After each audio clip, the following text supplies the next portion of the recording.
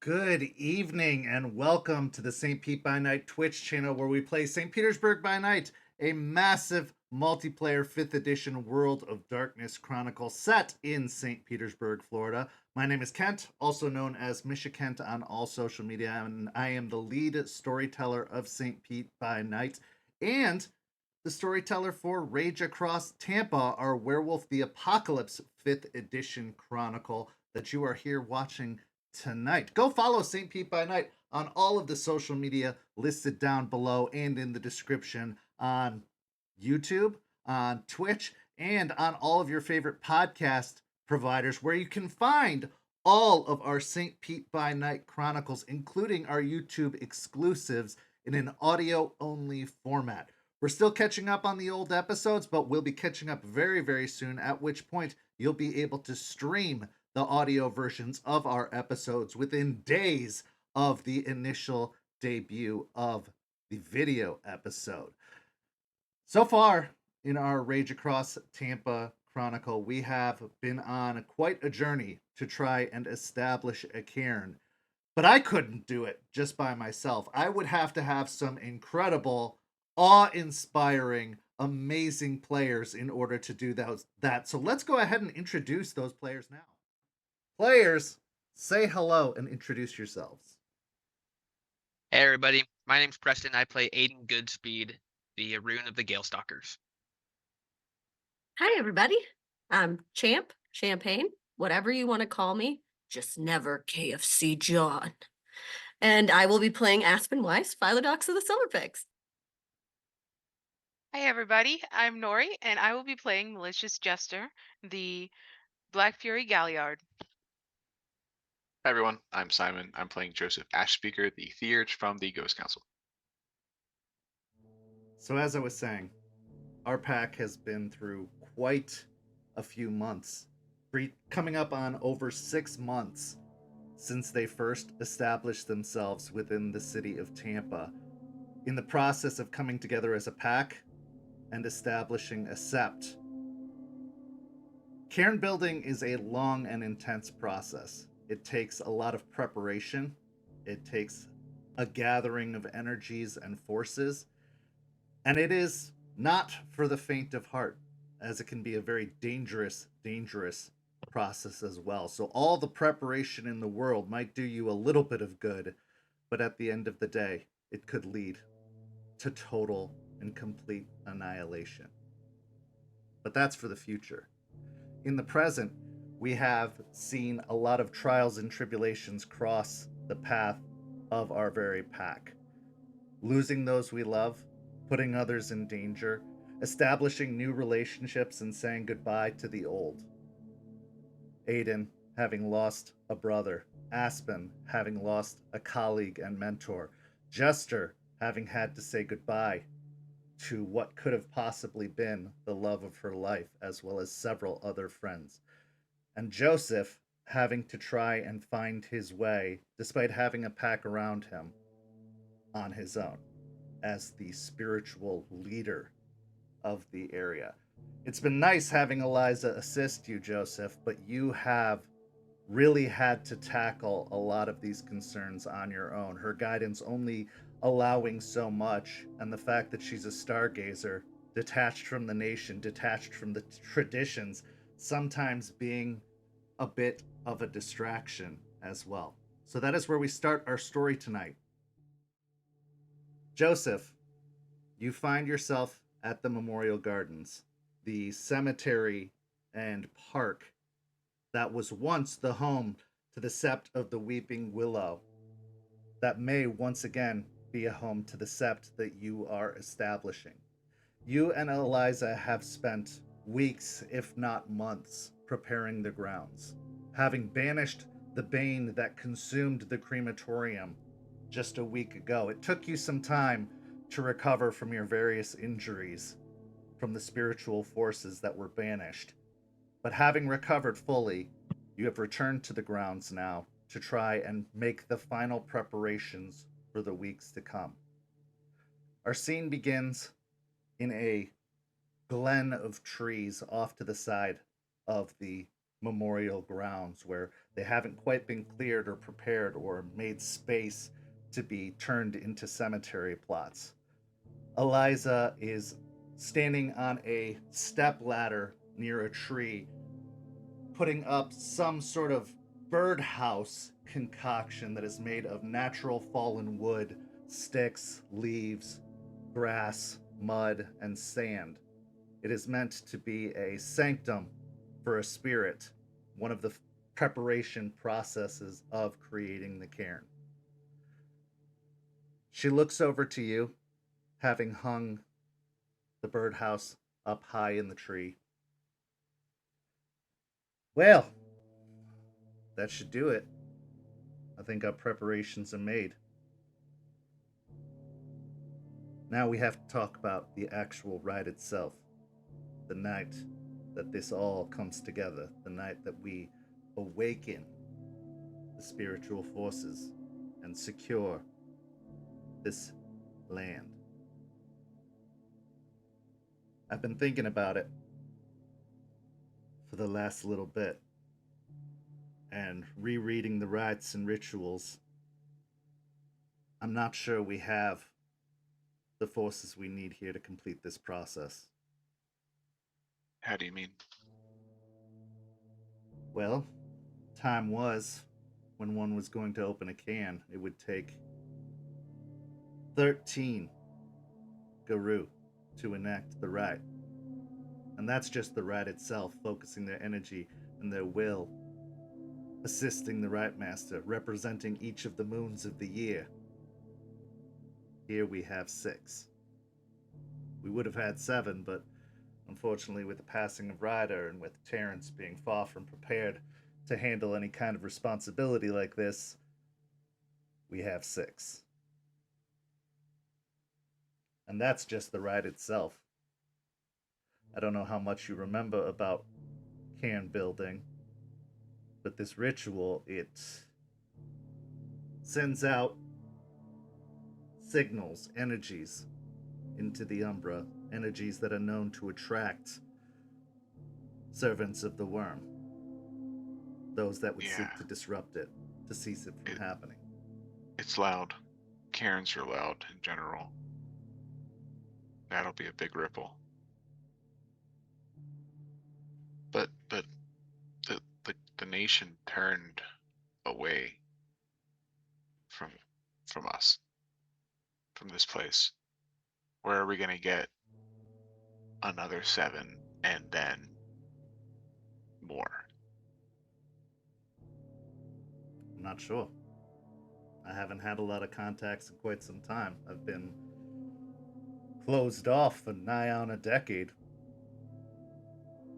Now there are some that might still be about that I could attempt to reach out to, but I do not have the connections that y'all young pups would have. Well, You I came we from sent another pack, another cairn. Do you have any allies there? a few. There should be some still there. And we sent Terrence not far up north. They may be willing to help. They could, but they'd also be putting their people at a very, very dangerous risk. It would take some convincing. Yeah, you'd think it'd take less, considering that's kind of our job, but I understand they have to protect their places. Protecting an established cairn is one thing. The energy at that point becomes constant. Once it's awakened, it stays, for the most part, the same, and the spirits around it become acclimated. But for the first building, on their side of things, it's like an explosion. It sends shockwaves all around. And in this area that is crawling with Banes, that has been the worm's playground for these past 10 years, there is a lot of trouble that could be brought here, not to mention how the leeches might respond. Yeah, we need to be aware of that. But that doesn't mean we don't keep going forward. Certainly not. I would never suggest the thing. I think we just have to make these final preparations. We've done the work. You've done the work, Joseph, and you've done it quite well in securing the grounds, preparing the grounds. Aspen gaining ownership over the grounds, and Chloe managing it from a normal side of things. That has helped.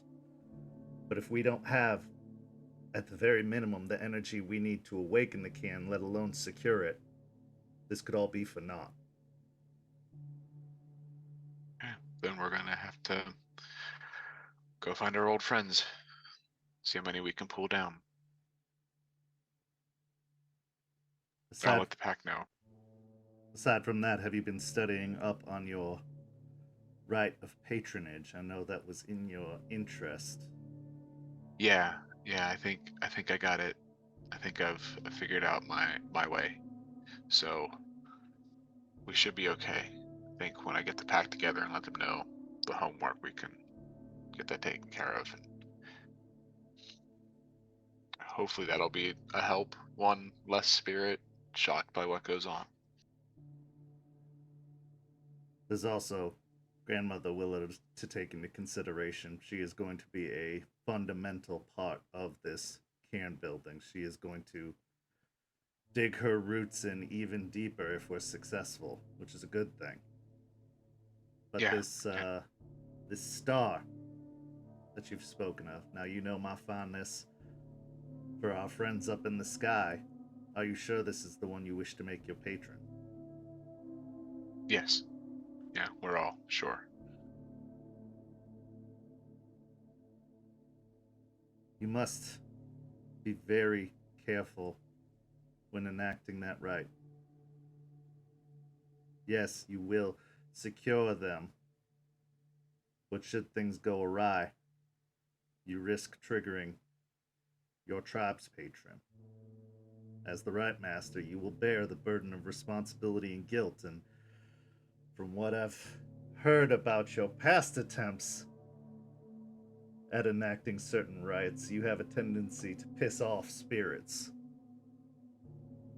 At least you make good in the end.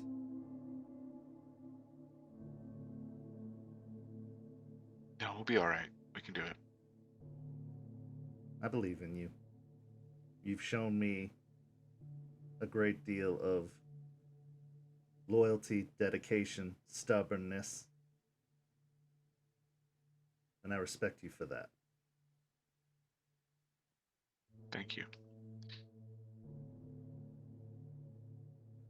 Do you have any questions? Anything you'd like to discuss before we get into this process further? Because at a certain point, we will be past the point of no return. There will be no going back.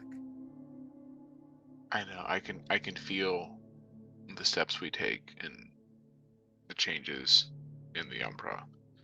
We do too many more, and it's gonna open things up to where we can't either make our choice or let things just go crazy. So I think the framework's there to catch the energy when we're done, but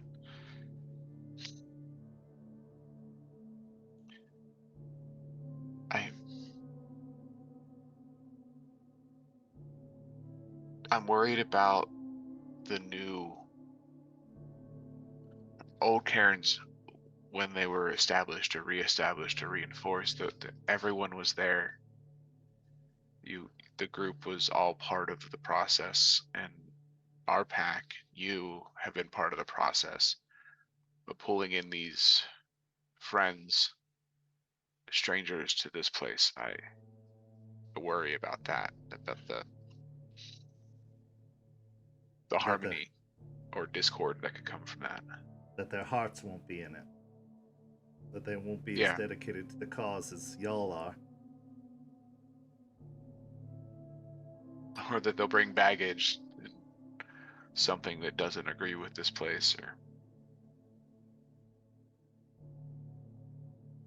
What other choice do we have? It's either that or we wait and hope more Guru are foolhardy enough to choose this place on their own. yeah, I doubt that. We'd have to catch more before their change and then hope they come back. But maybe this step will convince others that this isn't a fully forsaken place. The ripples here, the energy built, that other cairns may see that from the Umbra. Maybe we'll build a moon bridge one day. But it may inspire others to come. The story may spread. Well, and if y'all reach out to where you come from, the cans, the seps, the moots that y'all been in attendance of, I'm sure there are other young and hungry guru out there looking to make a name for themselves. Perhaps the ones that come here won't depart afterwards. Perhaps they'll stay. Perhaps their hearts will be in this and hope to make a home here. However, there are also those that are overeager. So Aspen, yourself, Aiden, Jester, Artie, y'all are gonna have to really hold your ground, because the newly opened cairn is an opportunity for those who are seeking power, seeking leadership, to attempt to wrest control away, especially in the early days, before the spirits are entirely won over.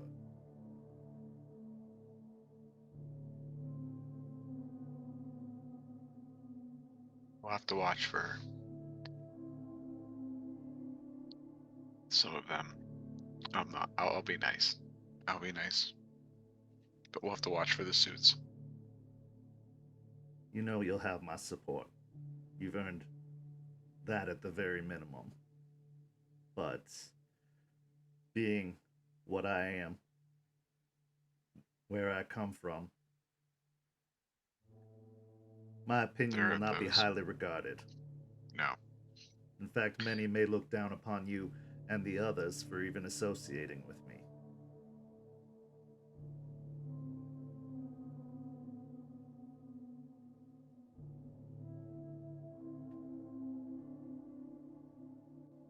No, I think we got this. We'll be alright.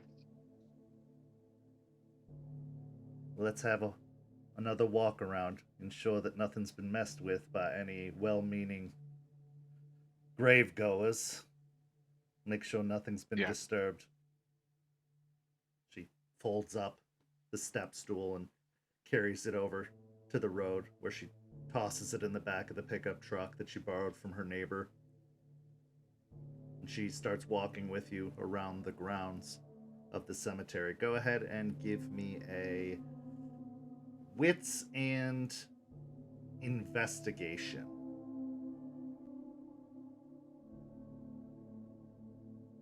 It will be a fairly low difficulty since you know where everything's been placed. You're just simply checking to make sure that it hasn't been disturbed. I got 1 then. One success. As you are looking over the area, most of the idols, sacred stones, relics, and sanctums that you've placed for the nearby spirits seem to be exactly where they should be. You look upon the 13 locations that have been established, including the one that Eliza has finally placed. You are able to account for 12 of them, but one appears to be missing.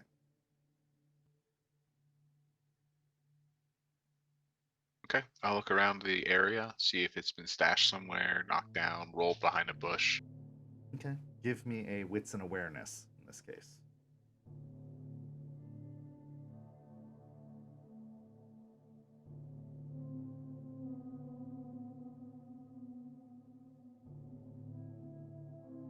That's 3 successes. 3 successes. Looking from the place where this particular sanctum is supposed to be positioned, you start scouring the nearby grave sites, looking under bushes, looking around some of the gravestones. Eventually, you reach a fairly recent plot, one that was most likely interned probably within the last year. And you find a particular set of wind chimes that had been hung up originally in the location has been moved and placed by the gravesite. Obviously intended as some form of decoration. I'm gonna read the headstone, see who the person is. Her name is Juliet Moore. She died at the age of 23, and she was a musician that played in the Tampa Symphony. And the quote on the gravestone says, "Gone too soon."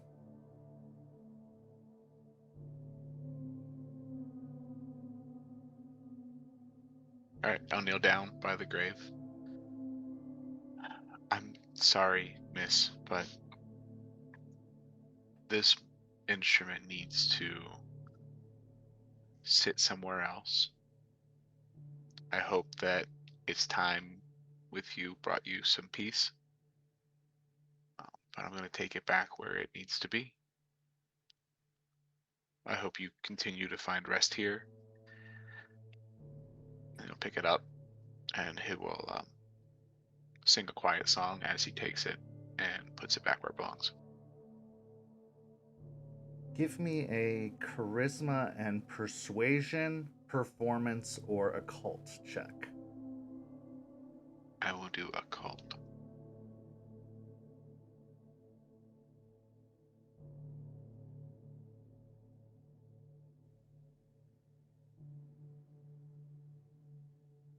I will roll a willpower. I will spend a willpower to reroll.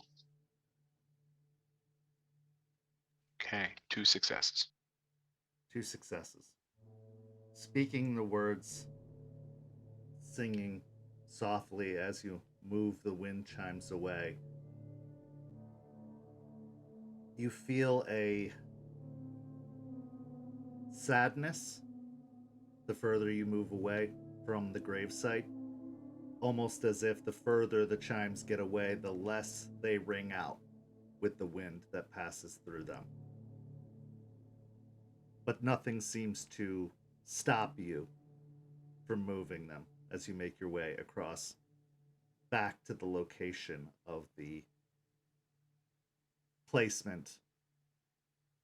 Make a intelligence and occult check now to make sure that you position it exactly where it was so as not to disrupt the flow of energy through what will be the cairn one day.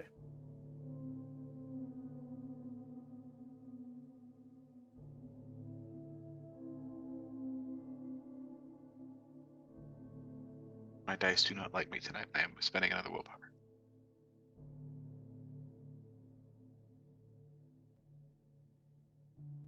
That's 4 now. 4 successes.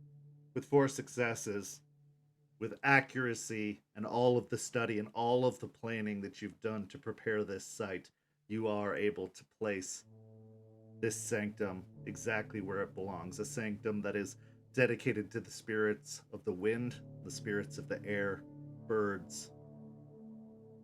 You find the exact location, and once it is hung, once it is placed exactly where it should be, the chimes start to ring out again with crystal clarity. As I leave and go about my business, I'm gonna look up Juliet and see what instrument she played. Okay. And then after tonight, I'm gonna go and buy another set of wind chimes with that instrument on it, on like the little placard part, and put it by her grave. Okay, go ahead and give me an intelligence and technology as you're gonna whip out your cell phone and do some Google searches to see if anything pings on that particular name. Could I use investigation instead? Sure.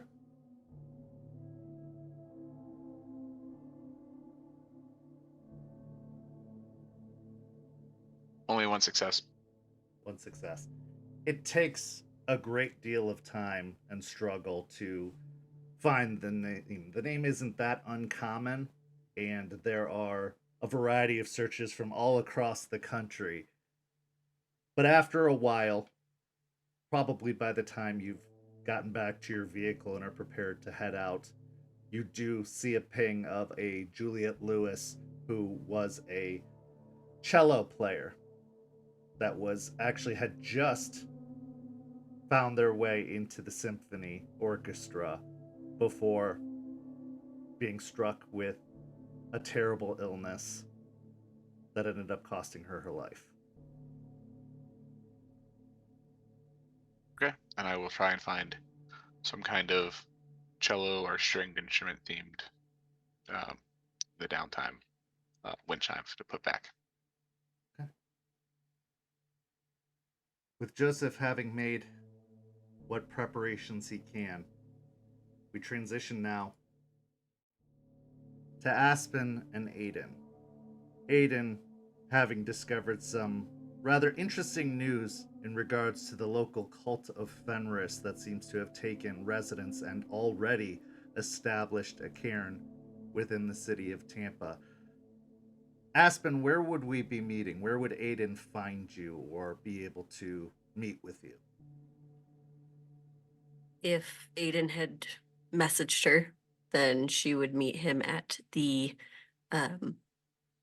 camper at the RV and get a little spot around there because she misses it from time to time. So any reason to go over there and hang out with Aiden is a good reason. So you find yourself in Lettuce Lake Park in the hidden campground off the beaten path of the park itself, having made your way down the gravel driveway, a route that you've taken countless times. You do feel a bit of nostalgia, a bit of longing, seeing the light shining through the trees, hearing the sound of the babbling river nearby. This is your home. Even if you've changed location, even if you moved across the country to be here, there has been something that has established a fondness within you about this particular location. Florida has been experiencing record highs this week, the heat reaching the very, very high 80s during the day, and at night only settling around the mid-70s. So it is hot on this particular day when you arrive. The sun, when it does break through the trees and you find yourself in its path, you can feel a strong, strong warmth against your skin. But as you get closer to the lake, closer to the RV, a breeze picks up, giving you a little bit of respite from the heat. When you arrive, Aiden, you're waiting outside as you knew that she was coming around this time, but it has been rough for you. It has been difficult going out hunting because of the intense heat, especially during the day. Most of the animals have been settling and not moving around as much, finding shaded and cool places to wait out the unbearable sun. So most of your hunting as of late has been at night, which means when Aspen arrives this early afternoon, you probably had to wake up earlier than usual to make sure that you were there. But Aspen has arrived and the scene is yours. Good morning. Morning. Sleepyhead.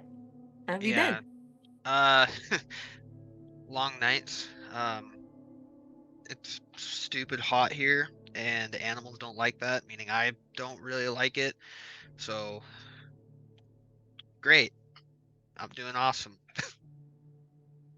Maybe you should change the clothes that you wear all the time. That might help you too. That means I'd have to go and try and buy some, and that sounds like a process. So, and then I had to do the rite again. And, no, Okay. Well, then suffer, I guess. I am. Thank you.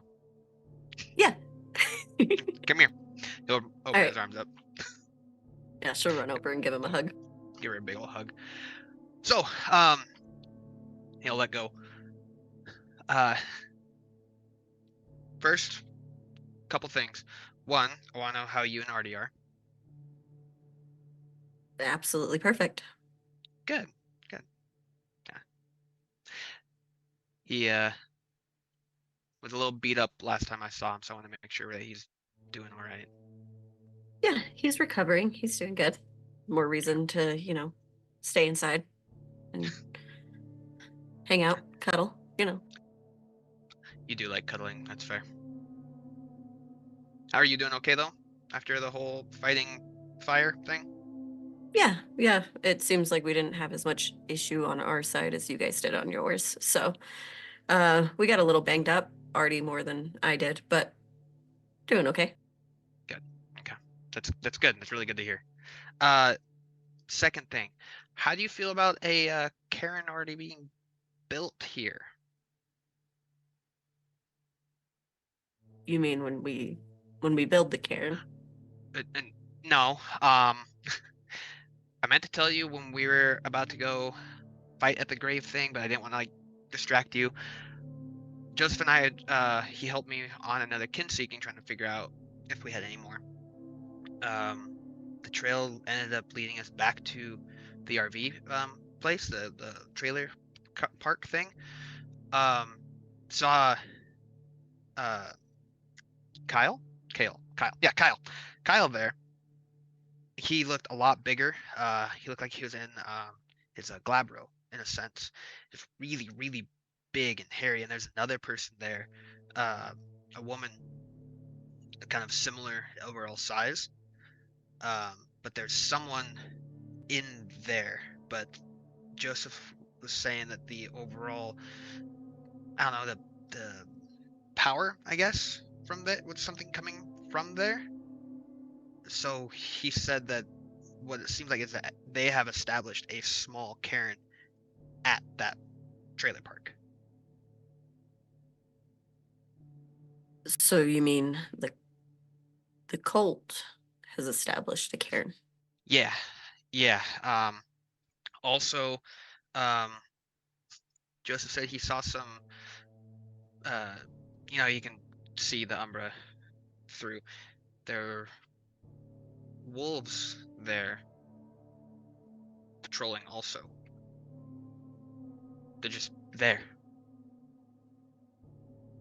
So other guru. Yeah. Well, I didn't see him. That'd be more of a question. From what he said, that there are others just patrolling in the Umbra itself on top of the two that are here. When I went there the first time, I think there were 5 total. I think, but there was that one that was holding the book. I didn't see them this time, but I did. I saw 2, and then he saw 2. We're looking at least 4 that have this spot, and there's someone there who hasn't gone through the change yet. So I don't know if you want me to, I can go and get that personality and rough them up if you need me to, but I don't know if you want me just to go disgracing another caern place or not. It's a bit of a strange predicament because, yeah, it's a cairn. There's also the cult that has vastly different values.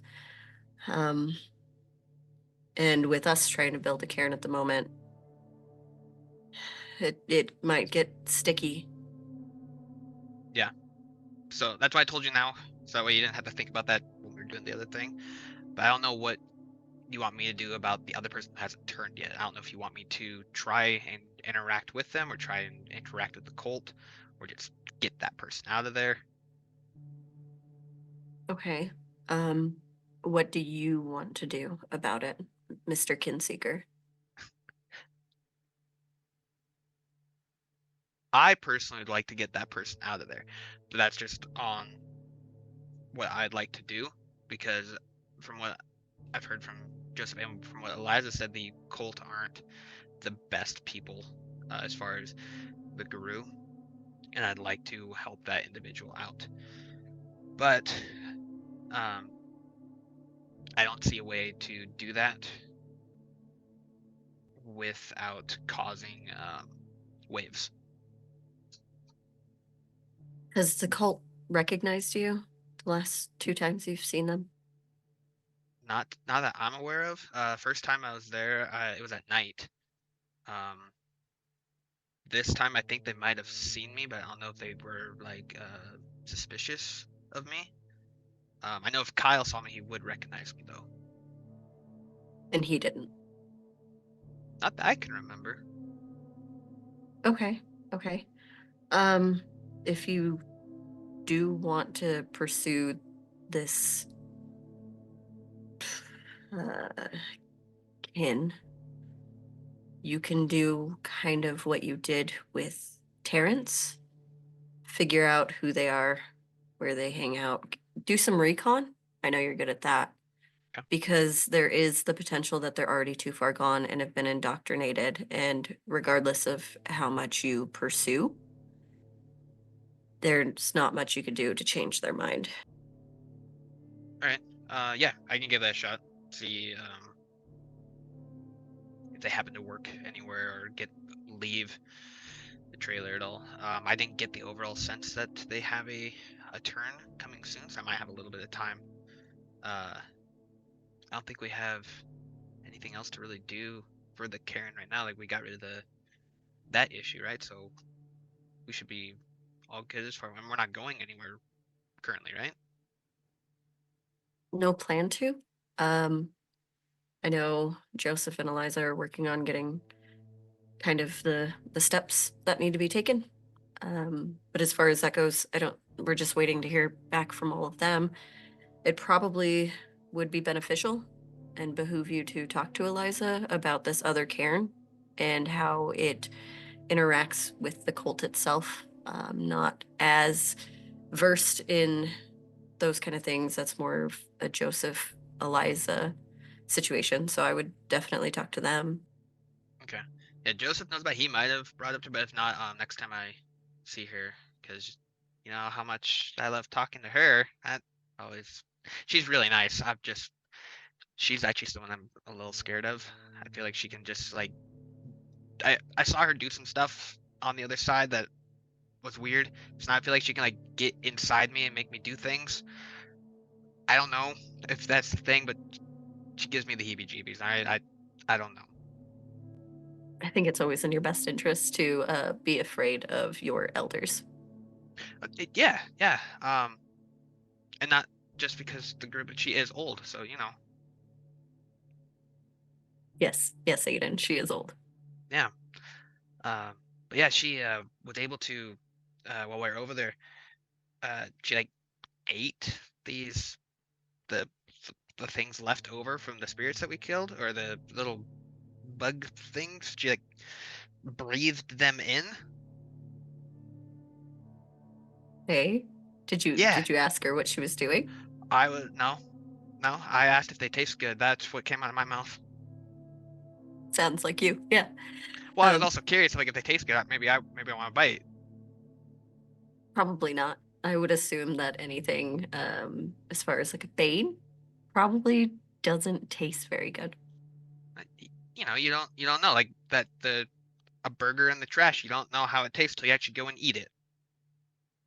Right. But when somebody tells you the burger is rotten, it's probably rotten. Well, it depends on how rotten. Like if it's a couple days, like you just brush that away and you're good to go. Sure. Yeah. But yeah, next time I see her, I'll bring that up. But I also wanted to check, how are you doing with Rachel? I'm doing okay. I don't know. It's sensitive, but Oh, I I'm have sorry. I didn't mean to overstep. you never overstep, Aiden. It's fine. But it's been easier having you guys around, keeping busy, going back to school. Took up boxing. So Have you? yeah. Yeah. Yeah, it's been fun. It's been interesting. I figured you know, help on the beating things up front and Feels as well good, as doesn't it? the academic front might be beneficial as a leader. So you're trying to do a little bit of both? Yeah, you know, I'm dabbling. Good. You think you can take me yet? Come on, I leader. Let's mean, go. I don't think so. No. That's always been your thing. Okay. You One can day. keep that to you and Jester. You guys enjoy that. Well, if anyone at your boxing class does anything, I won't do anything. I'll just let you. I want to watch. If something happens, call me, and then I can come see you beat people up. That sounds great. Yeah. Yeah, I'll invite you one day and you can come beat people up too. Yeah. Yeah. Okay, that sounds great. Yeah, we gotta find things to do together since we're, you know, across the town. Yeah, because somebody left. No, I'm just kidding. No, you had good reason, and I'm happy for you guys. I just wanted. I am happy. I just miss you. That's it. That's all. I miss you too. How have you and Jester been getting along? Good. She's come a long way. She's doing a lot better. As far as the fighting aspects go, she's a lot of fun to talk to. Her and I have a few different things in common. We we like to hit things, so that's one thing. But man, she can eat, and that nothing against you. She's just not as picky. Okay. No, but she's doing really good. She has a lot of really cool stories about times in Colorado. She has things that she's done here, the different ways that she can communicate with her phone. That was a lot really interesting to learn. I thought there was the phones and the texting thing, but you can do other. I don't remember what they're called, but I acted interested. That's very nice of you. How have you been since Terrence's been gone? I don't know. I was looking forward to the entire time of the whole Kinsticken thing. I was scared that I wouldn't be ready for it, and then it finally happened. I got really excited that I'd be able to show a young pup different things, and then I had a week with him after what felt like forever of trying to figure out when it was going to happen. So, I I'm happy that he's in a place where he's safer. Would I have liked him to stay? Yes, but I know why he had to be sent away. So I'm happy and not happy that he's away, but I'm trying to keep in contact with him as much as I can. I know he's got a lot on his plate right now, is trying to figure out this lifestyle and the one that he's trying to go to. He's wanting to become a vet, which I think he's going to be do a really good job at. Just the way that I saw him interact with the wolves and the way he interacted with me, he's going to do really well. I just would have liked to be there for those teaching opportunities, and that's not there. But once this caern gets built and we get all that established, I'm sure I'll have a bunch of them. But you know, he's always gonna be my second. Your actual, Yeah. official first. Yeah, I happened to stumble on the first one, so Yeah, we'll say that was a trial period. That was your official first one. yeah, I was. I didn't know. Well, I didn't really know I was doing this one, but I knew more with him than I did with you. So Yeah, yeah. And you can call him and, yeah, and I'm sure he's doing well. I'm trying not to bother him too much though, but we'll see how it goes. With your lawyer thingy, what's your plan with that? what do you mean? Are you still? I know you're going to school, so are you still working while in school, or do you not do that? Oh, I decided that it was probably for the best that I don't go back, especially at changing hands. Could be a very dangerous situation. So I've decided I'm going to focus on school and focus on all of you guys. So I'm going to be extra annoying. So be ready for that. Is that possible? Yeah. I'm awake at night, so you should be asleep. Yeah, you know what? That's fine. Yeah, so I'll be asleep doing things during the day, and I won't even notice. So I'll come wake you up. It'll be fine. or not. Well, But as far as the cult goes, don't go too far. Don't kill anyone, because that's gonna cause issues. And just keep your distance, but keep an eye on it. I can. I haven't killed anyone for a while. I would hope not. Yeah. Yeah. Let's go get some food, maybe. Do you want to go for a hunt, or do you want like actual food, like your food? Let's go on a hunt, Aiden. Really? Yeah, let's do it. It's hot, but yeah, we can go try to find something. Okay. As you stalk off into the woods, you make your transitions into lupus form. Aspen, it's become more and more comfortable to you. In fact, Artie has been having you do a little bit of practice every now and then just to try and make it a little bit more comfortable, make it a little bit more fluid and less jarring, as he has stressed the need for readiness. You never know when you have to make a quick transition. You can't spend the first several moments afterwards stumbling around trying to get your bearings, that you need to be able to be ready to go.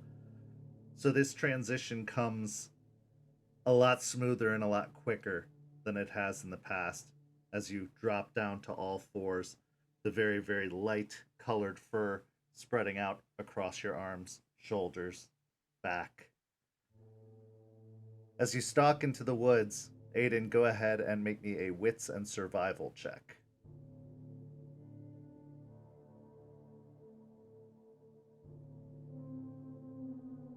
Three. As I said, game has been fairly scarce, especially during the midpoints of the day. So it takes a while for you to find any kind of game trail, any kind of scent of any prey.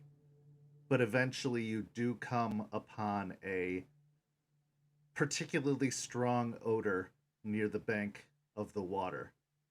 Roll me a wits and awareness.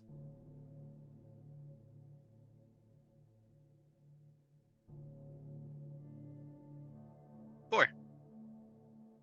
With 4 successes, you look over the surface of the water, paying attention mostly to the banks, when in one particularly sun-drenched portion of the bank, you see an alligator on the bank of the shore, spread out, soaking in the rays of the sun, warming its skin.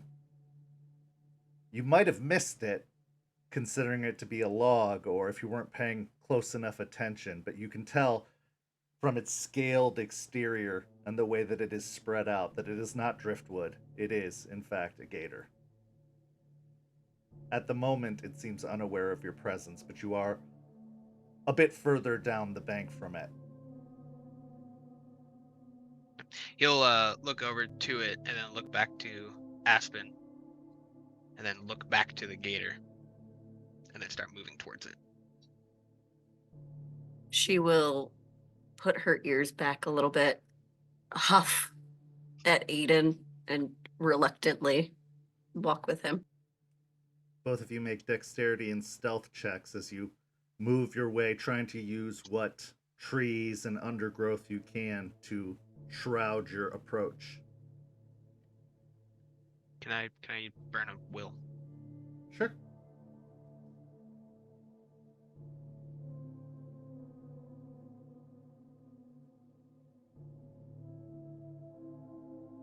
As you start stalking along the bank,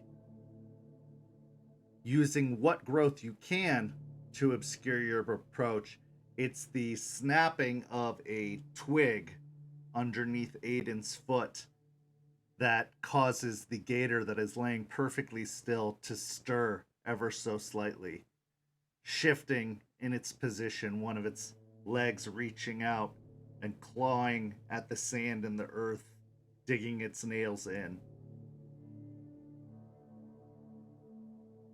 How close do you want to get? Haven't eaten yet today, have I? You have not this day. You did the night Okay. before, but not today. Noting that he made a noise, he's going to see where that Aspen is. Aspen still hidden? You can see her. She's not out of your sight, but she seems to be moving a bit more quietly than you. Okay.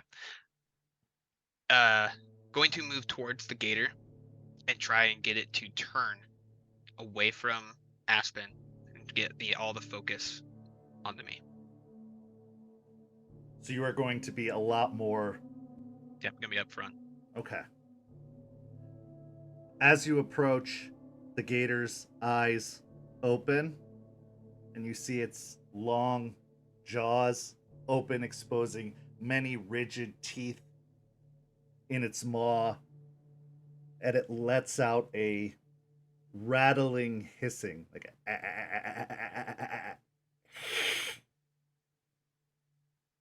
as you draw closer.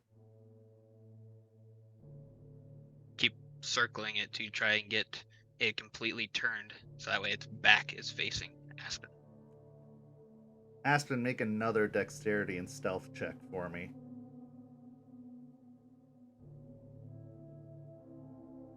One. The gator doesn't move. Because of the positioning of its eyes, it seems to have one eye keeping the periphery on Aspen's direction and the other eye focused on you, keeping one of you to either side of it.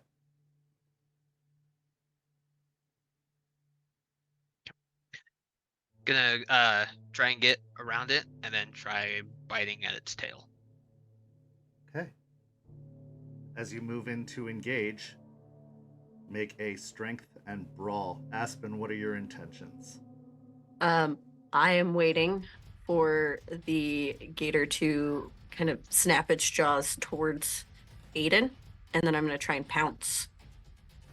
So she's just kind of got her paws just,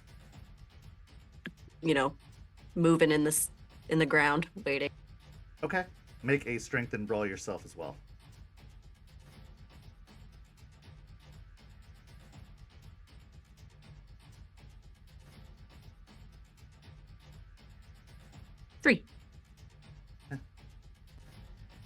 As Aiden moves to try and grab at the gator, it wheels around and lurches towards him, snapping its jaws in his direction. Unfortunately for you, Aiden, your attack wasn't quite quick enough, and it grabs onto you with its jaws clamping down, almost like a steel vice consuming against your side. Take 2 points of superficial damage, already halved, as you are now grappled in its maw. Aspen, your attack, you are able to rake your claws against the side of the gator, causing it to shimmy very uncomfortably. Next round, the gator is going to attempt to roll and drag Aiden into the water. Going into Hispo.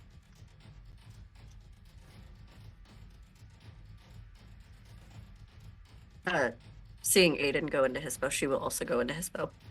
Okay. Rage check from both of you.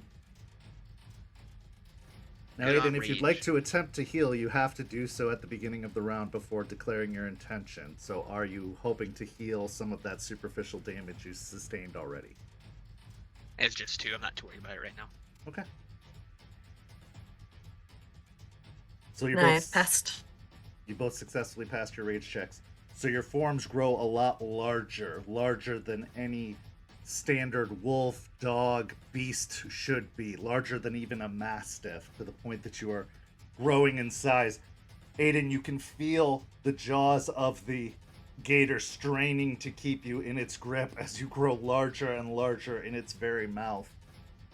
Roll me a stamina and resolve check, because this is a vice grip. It could just drive the teeth further into you, doing more damage. Am I at any penalties because of the transition? I'll say yes, you're at the 2 die penalty. 2? Okay. Just wanted to clarify. 4. 4 successes. Your hide grows thick enough and strong enough that it's able to keep the teeth from digging in even further, just simply forcing the gator's jaws open.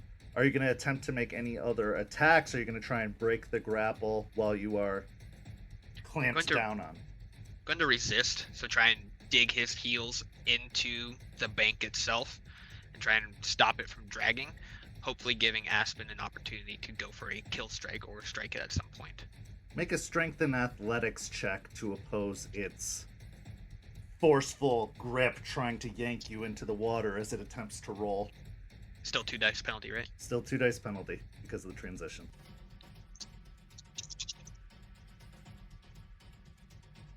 5 on a crit.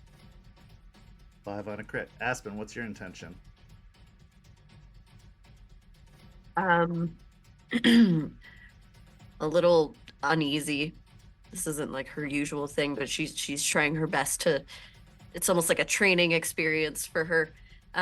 She's going to just try and bite at anywhere she can kind of get purchase on to see if it'll let go.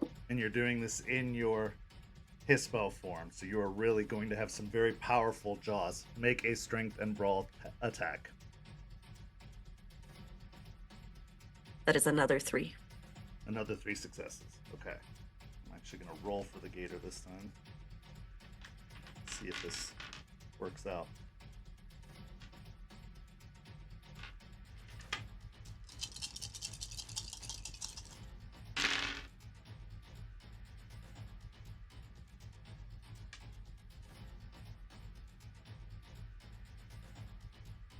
Okay. As the gator attempts to keep you in its jaws and yank you rolling towards the water, Aspen bites down on back near the back section between the back and front legs, right in the side there, clamping her jaws down. Aspen, you can feel warm, hot blood just gush into your mouth, feeling your teeth tearing into the scaly flesh of the alligator. It lets out a shriek, as much as that can happen from a gator, more of like a hissing shriek, as its jaws unhinge from Aiden, allowing Aiden to scramble free, and it tries to whip around towards Aspen. Next round, declare your intentions. I would like to bite it again. Okay. Try and roll it. What do you mean roll it? Going to attempt to get under it at some, like either get paws under and shoulder and try and leverage it up and over. You want to help flip it over onto its back, basically. Yep. Okay. Trying to expose the softer side. Give me another strength and brawl. Same with you, Aspen. Yeah, I got 7 with a crit. I'm so proud of you. 6.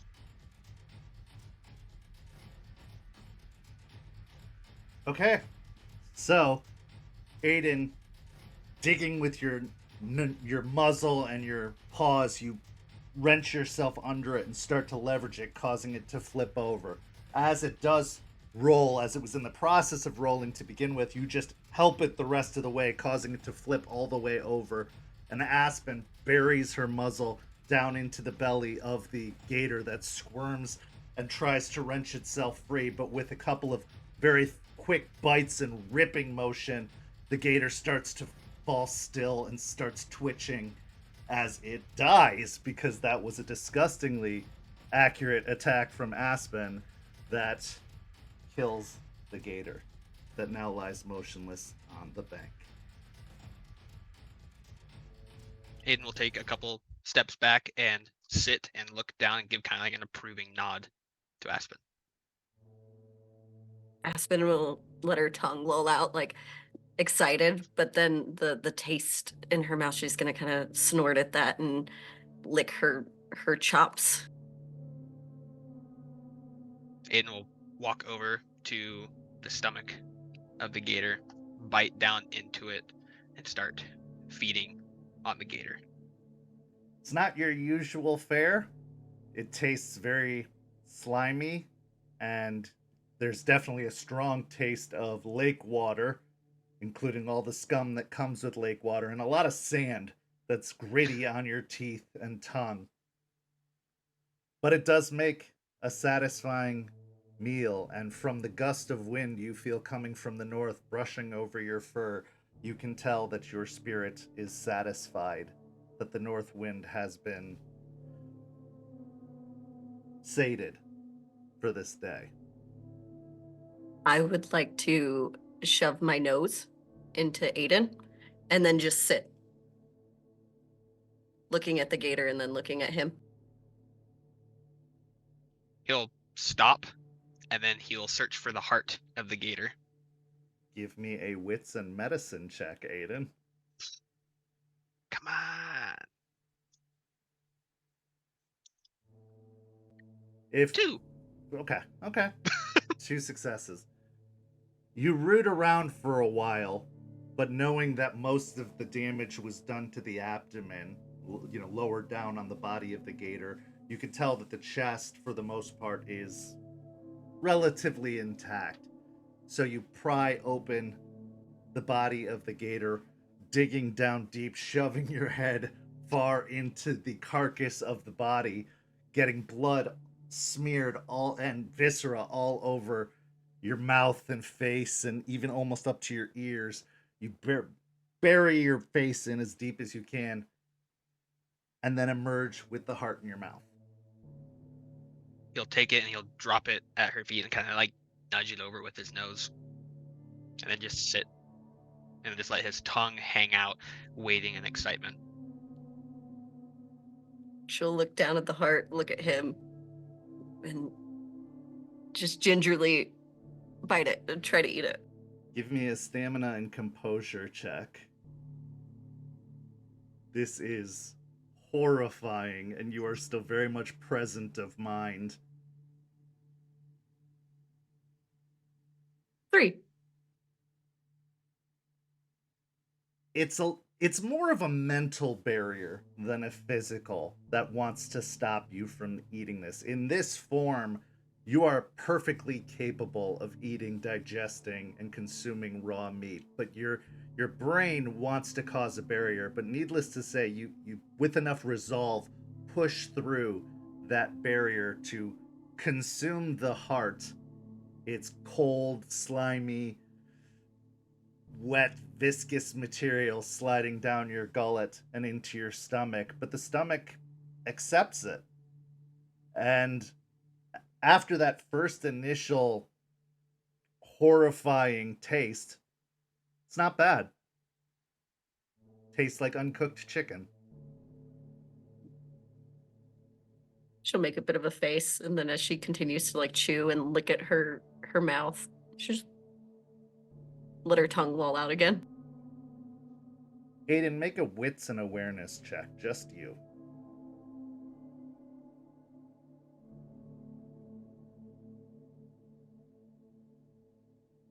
Five. Through the haze of blood that's still drenched over your eyes, some of it even going into your eye itself, across the bank on the other side of the lake, for a brief moment you see movement. And through some trees that are positioned on the other side, you could swear in a hazy form you see a white wolf pacing between trees on the other bank. Very reminiscent of the wolf you saw when you visited Grandmother Willow. The one that is, the one that was, and the one that ever will be. But as you try to blink some of the blood out of your eyes, when you look again, it's gone. He'll kind of sit there and try and shake the blood, brushing all the sand and everything kind of off of him. And he'll really focus on what's over there and trying to track and sticking his nose up in the air, trying to smell if there's any other wolves in the area. With your vision cleared, at least as much as it can be without bathing it in the waters of the lake, you look again, but there doesn't appear to be any movement on the other side of the lake. He'll kind of look puzzled and confused about it, sit there with his tail wagging, contemplating if it was actually there. And then the smell of the gator will brush across his nose, and he'll look over and see Aspen eating, and then go back. But in the back of his mind, while eating, trying to figure out if he actually saw what he saw. So as you enjoy your meal, we will transition as another search takes place. Jester, you asked for Artie's help in heading over to Greer's storage, a place that held some sort of significance to Ryder in the past, a place that he buried and kept many secrets, a place that on one of your previous visits was the home of the prisoner transfer vehicle and the uniforms that you had once carried with you before going to free your friends. You've made a couple of visits in the past, but there's a lot to go through. There is a lot of gear and materials stashed through here. So as you and Artie arrive in Regina, he looks over to you, and looking over him, you can see that his dreads are tied back, but several of the dreads seem to be shorter, a couple of them hanging in his face with burned, scorched ends at the bottoms of the dreads themselves. So, you said this place was Ryder's? Yeah. At least it held something for him. He's kept a lot of things here.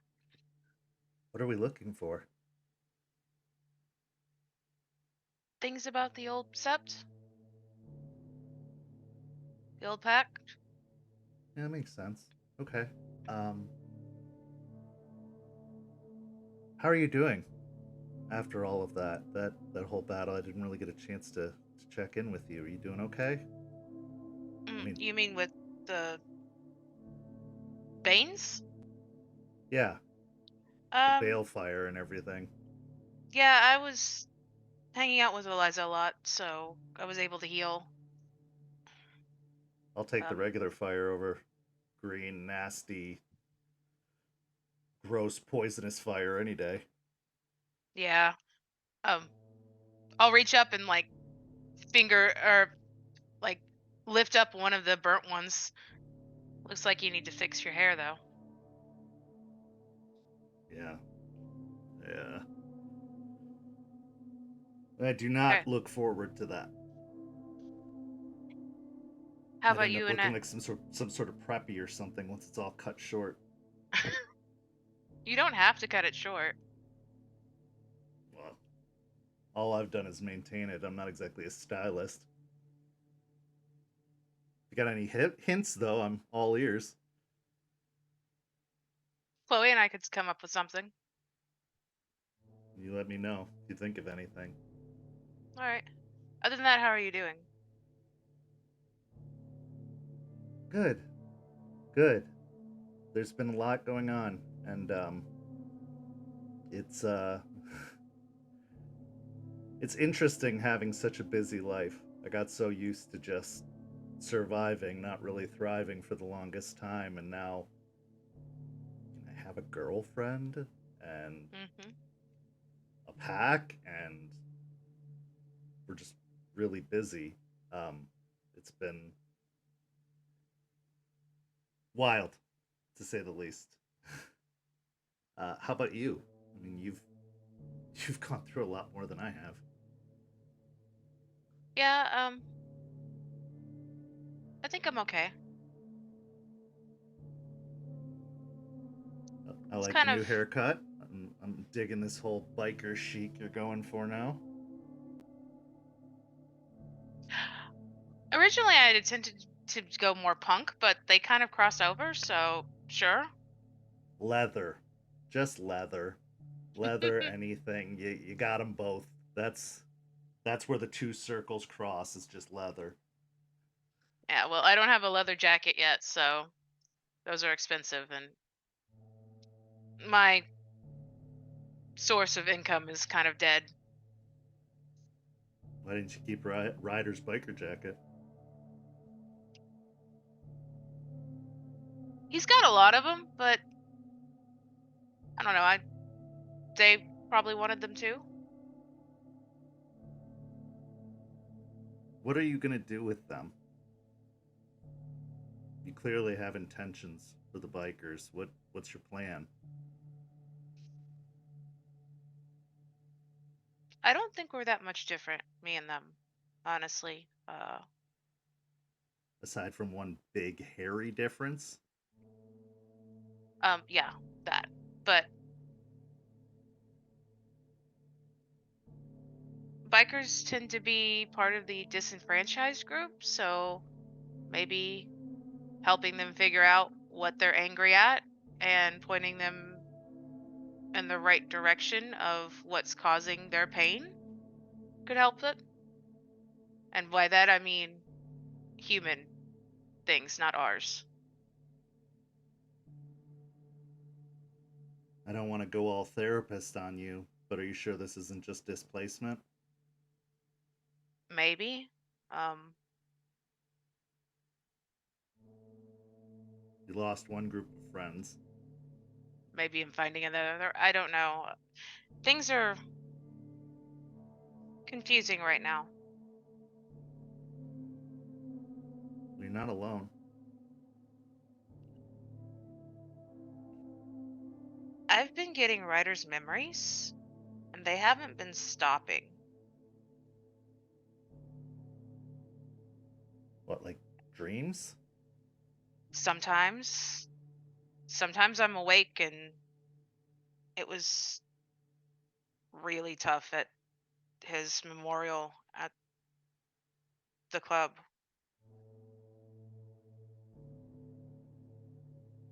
Sometimes I'm not sure if it's me or him anymore.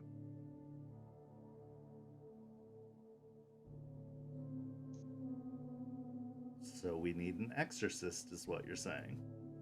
I don't know. I'm plan on talking to Eliza about it when things settle down. When the caern's up. Okay. Um, are they just memories, or are you feeling any urges? Urges to do something that maybe isn't very Jester of you. You mean to, like, set bombs to a corporate building or anything? Yeah, that'd be good to know now, just No, in no. case. Okay. I'm not feeling that.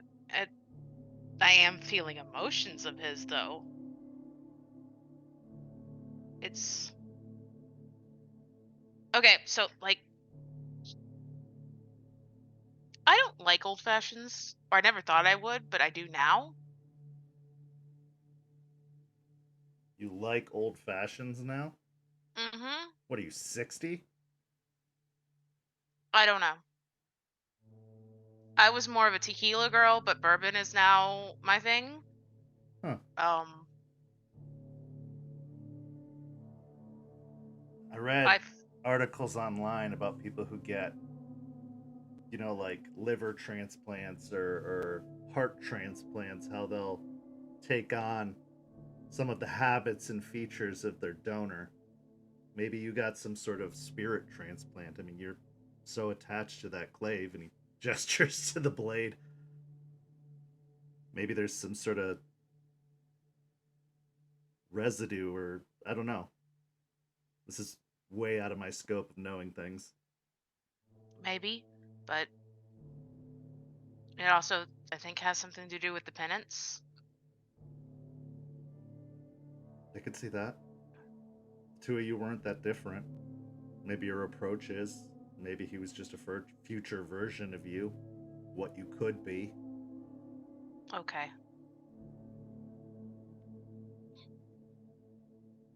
But I remember things about the bikers that I have no way of knowing.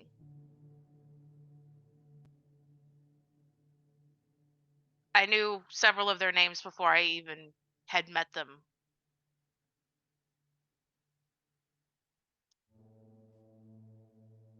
Huh.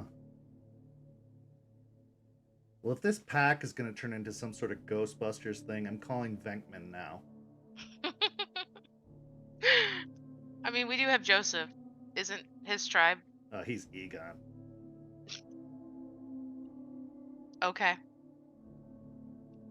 Well, just be careful with all this. The bikers, the memories, like those aren't your memories; those are his. And I know. I know that you're still probably feeling some sort of way. It's good that you have Chloe and that's getting better and that's worked out, but I know that you still probably have a lot of feelings about the others, and I just want to make sure you're not trading in one mistake for another. You know what I mean? I'm going to try to learn from my mistakes. I know you will. So let's get into it, shall we? Let's take a look at Ryder's past and all his skeletons. I really hope there isn't a skeleton in there somewhere. So you move over to the storage unit and taking out the ring of keys that he had, you find the key that belongs to Greer's. You unlock the unit. Wiggling up the large garage door, you can see the blank, empty parking space where the prisoner transfer vehicle once stood. You've been here a few times, so you've started sorting some objects into piles, but there is still a large, just mound of boxes and storage cases and old munitions boxes just stacked up on one end. Go ahead and make a wits and investigation as you are sorting through and picking through all of these items. Okay. Can I get any assistance from Artie? Yes, you can. Go ahead and take an additional die All right. as he's helping you move the boxes off to the side.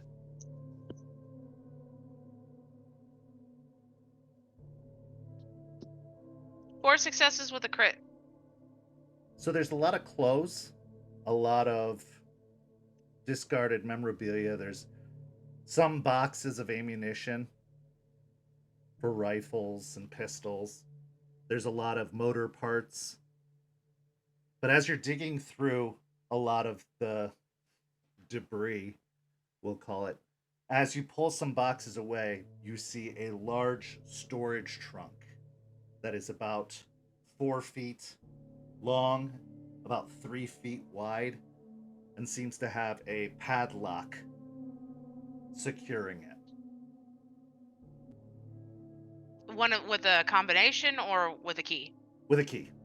Okay. I'll go grab the key ring and start trying to see if there's any that fit.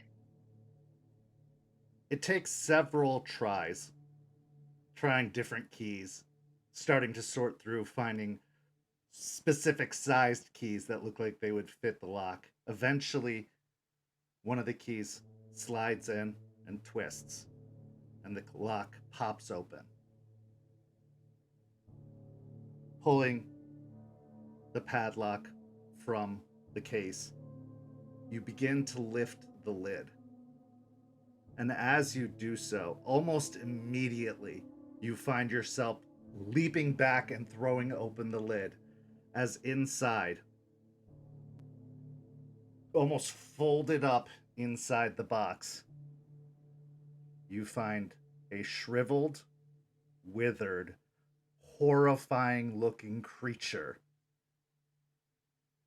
that almost immediately you recognize as the Nosferatu from the raid on the power plant that you had taken away. It lays completely rigid and still, folded up in the box.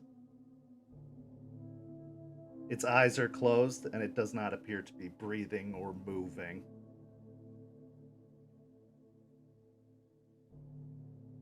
What the fuck is that? Artie calls over. You can see he's grabbed a broom from nearby and has it ready. I think this is the leech that Ryder took from the power plant. Why is it still here? Maybe he was questioning it or going to question it.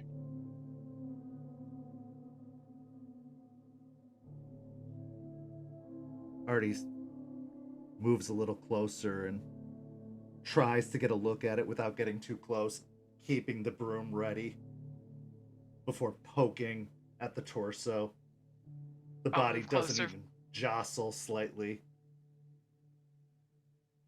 Oh, it stinks. It's got to have been in there for, well, months. I don't think it was this shriveled before, was it? I don't know. It's disgusting. I mean, how can you tell? Yeah. I wish all the leeches looked like this. They'd be a lot easier to find. Ugh. Well, I suppose we should tell Aspen about this. What do you want to do with it? Should we just drag it out in the sun and let it roast? I don't know, maybe.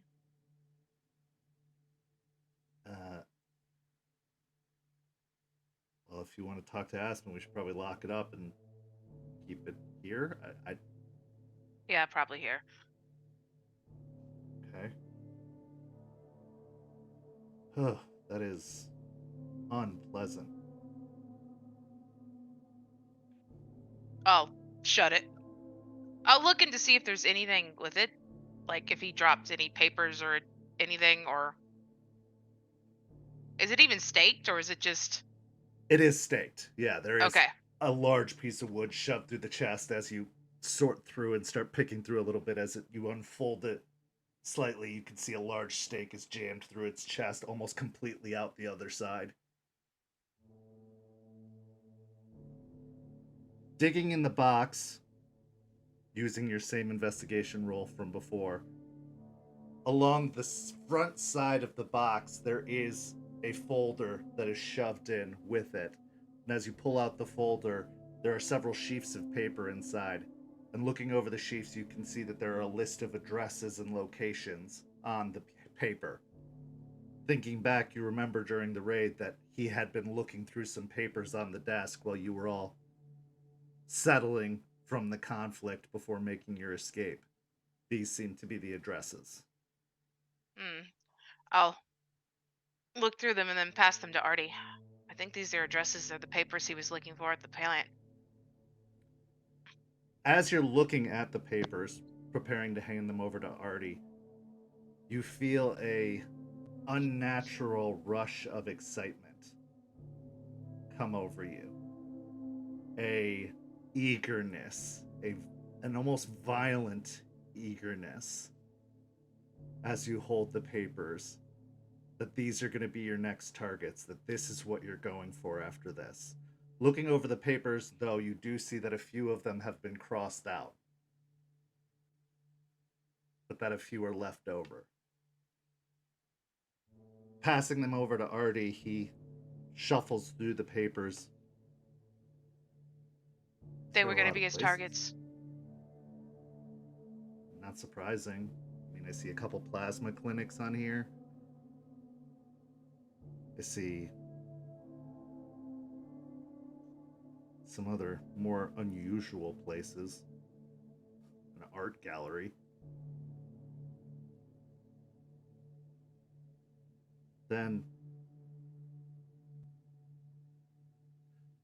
Jester, how do you feel about sex clubs? I mean, they're fun to go to when you're in the right mood. Well, there's a couple of addresses across the bridge on here. But the last time I went over there with Aspen, it was a unusual time? So one of them is a sex club? Oh no, I just assumed that entire peninsula is sex clubs. Oh, okay. But Is it really? probably not, but the couple of places we went were weird. Like, there were people in there having the strangest conversations. Although keeping this information, maybe. I think Maybe. if we're going to look into these places, we should start local. But Yeah. there are a couple of addresses over the bridge. I can see if I can do some research into them. Cool. Some of them are crossed out. Do you think he had some other targets he already took out? Well, I'm guessing he was busy when we weren't paying attention to him. I mean, we were in the Umbra for like a month. Yeah.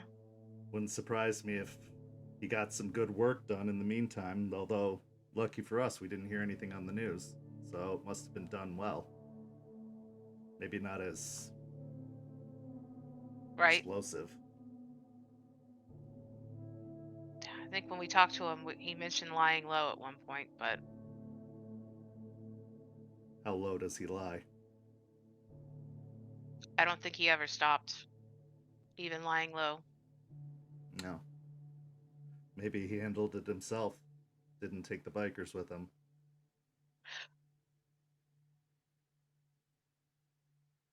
He never took. He always ended up fighting the supernatural stuff. He kept them from it. Yeah.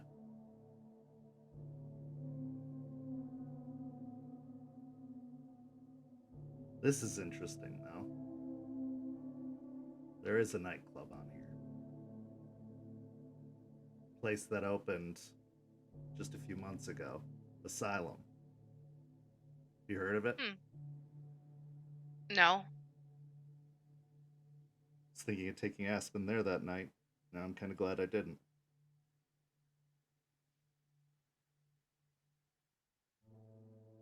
Well, this is good information to have. Yeah.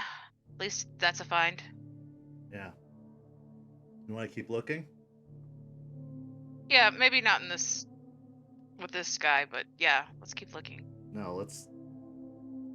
Grabs the box, which is shut, hooks the padlock, and drags it off to one side.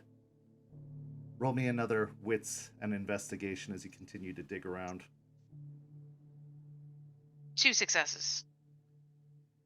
As you're digging through, you find another box, and opening the box, there are a lot of bundles of fabric inside. As you pull out the bundles of fabric, you see that it is burlap that seems to be folded up around two particular items.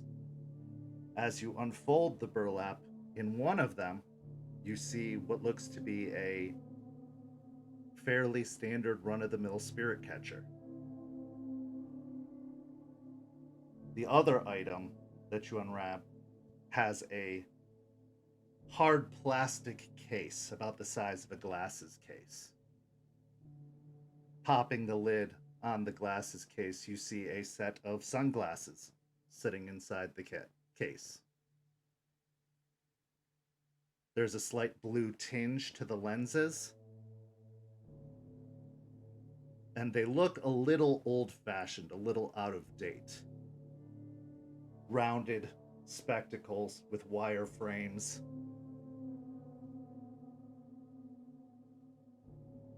I'll pull them out and like lift them up and look at them.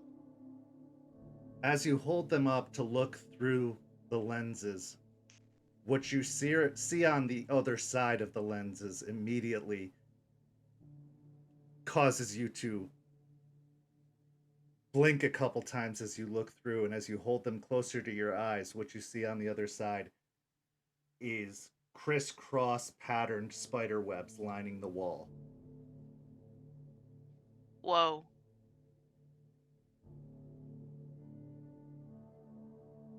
I think I can see the other side with this.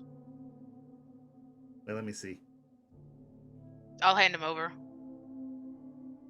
Artie holds them up and starts looking around. Whoa.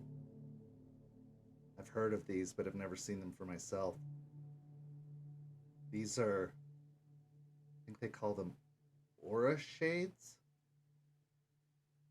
Yeah, they're basically glasses that let you do what Joseph does, but pretty much all the time. Oh, that's pretty cool. That's wild. Why did he have all this stuff? I mean, I guess if you've been in the game as long as he had been, you collect things, but these are... He picks up the spirit catcher. Might be worth having Joseph look over them. Yeah. They probably belong to the old sept. Yeah. I'm guessing a lot of this stuff did. He was the only one left to keep it. Never thought he was much of a sentimentalist.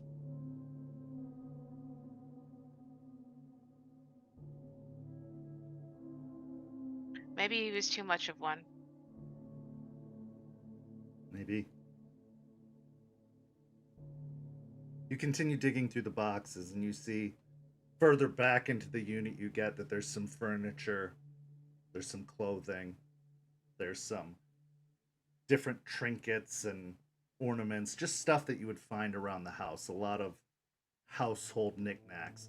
In one box, in fact, as you open it up, you see a bunch of unicorn stuff, like unicorn figurines and stuffed unicorns, and it seems to be packed up and shoved really in the far back corner, and on the side of the box you can see the word Holly written on the side.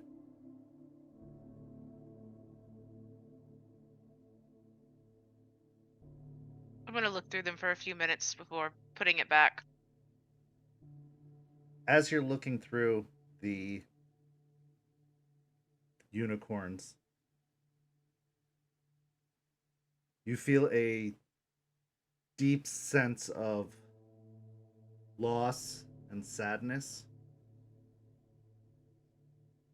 a very strong sense of nostalgia, and surprisingly, love.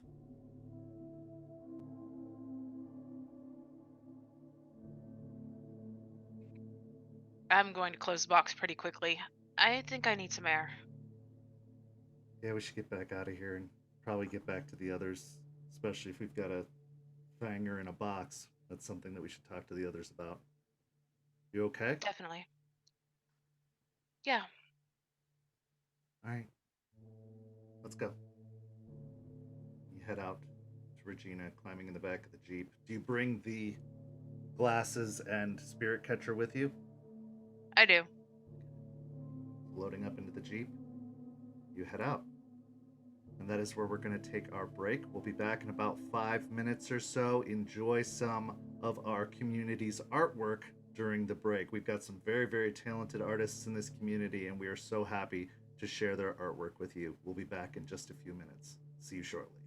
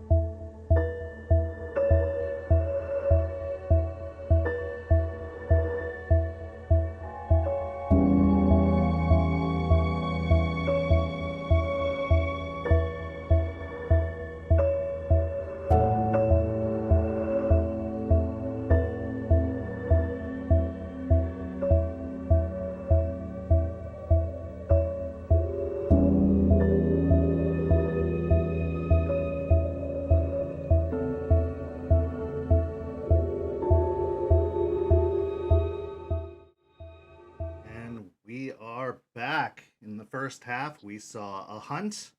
We saw a uncovering of deep, dark, hidden secrets.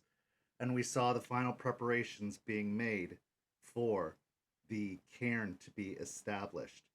Now we find ourselves back together as a pack once more, completely restored, as you meet in Eliza's trailer, which has become your gathering place in the meantime while the cairn is being built. It is clean, it is established, it is orderly, though there are several boxes that seem to be set out, pulled out of the alchemy cabinet, where herbs and other preparation materials seem to be gathered, getting restocked, some jars off to one side with the lids off, materials being portioned out into various smaller cases as the preparations for the cairn building continue. The scene is yours, as you have all arrived and settled in.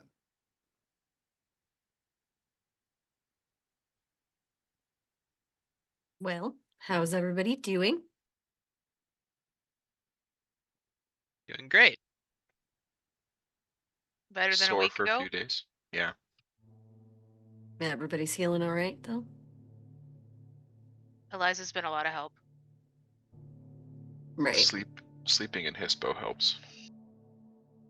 That is also true. So we do have to talk about cairn stuff, as well as talking about what we are going to do when it comes to Star and possible gifts, favors, how we're going to get that all done. Artie and I also found some stuff in Greer's storage that you should probably know about. Okay. I can start with that. Do you have the papers, Artie? Yeah. So, do you all remember that leech that Ryder took with him at the power plant attack? The real ugly one? Yeah. We found it in the storage in a trunk. Alive? I don't know. It had a giant piece of wood in its chest, and it looked very shriveled, stuffed in a chest, but I really don't know what could kill them, so Fire is what I was told. And sunlight. sunlight. So probably it seemed immobile though. Or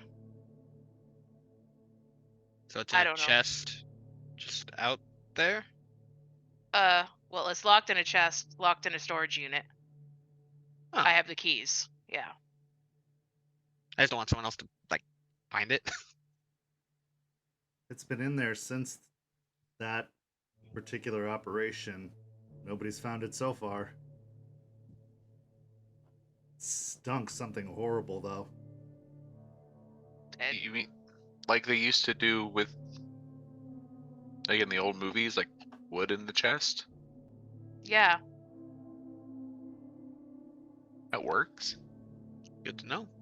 I guess so.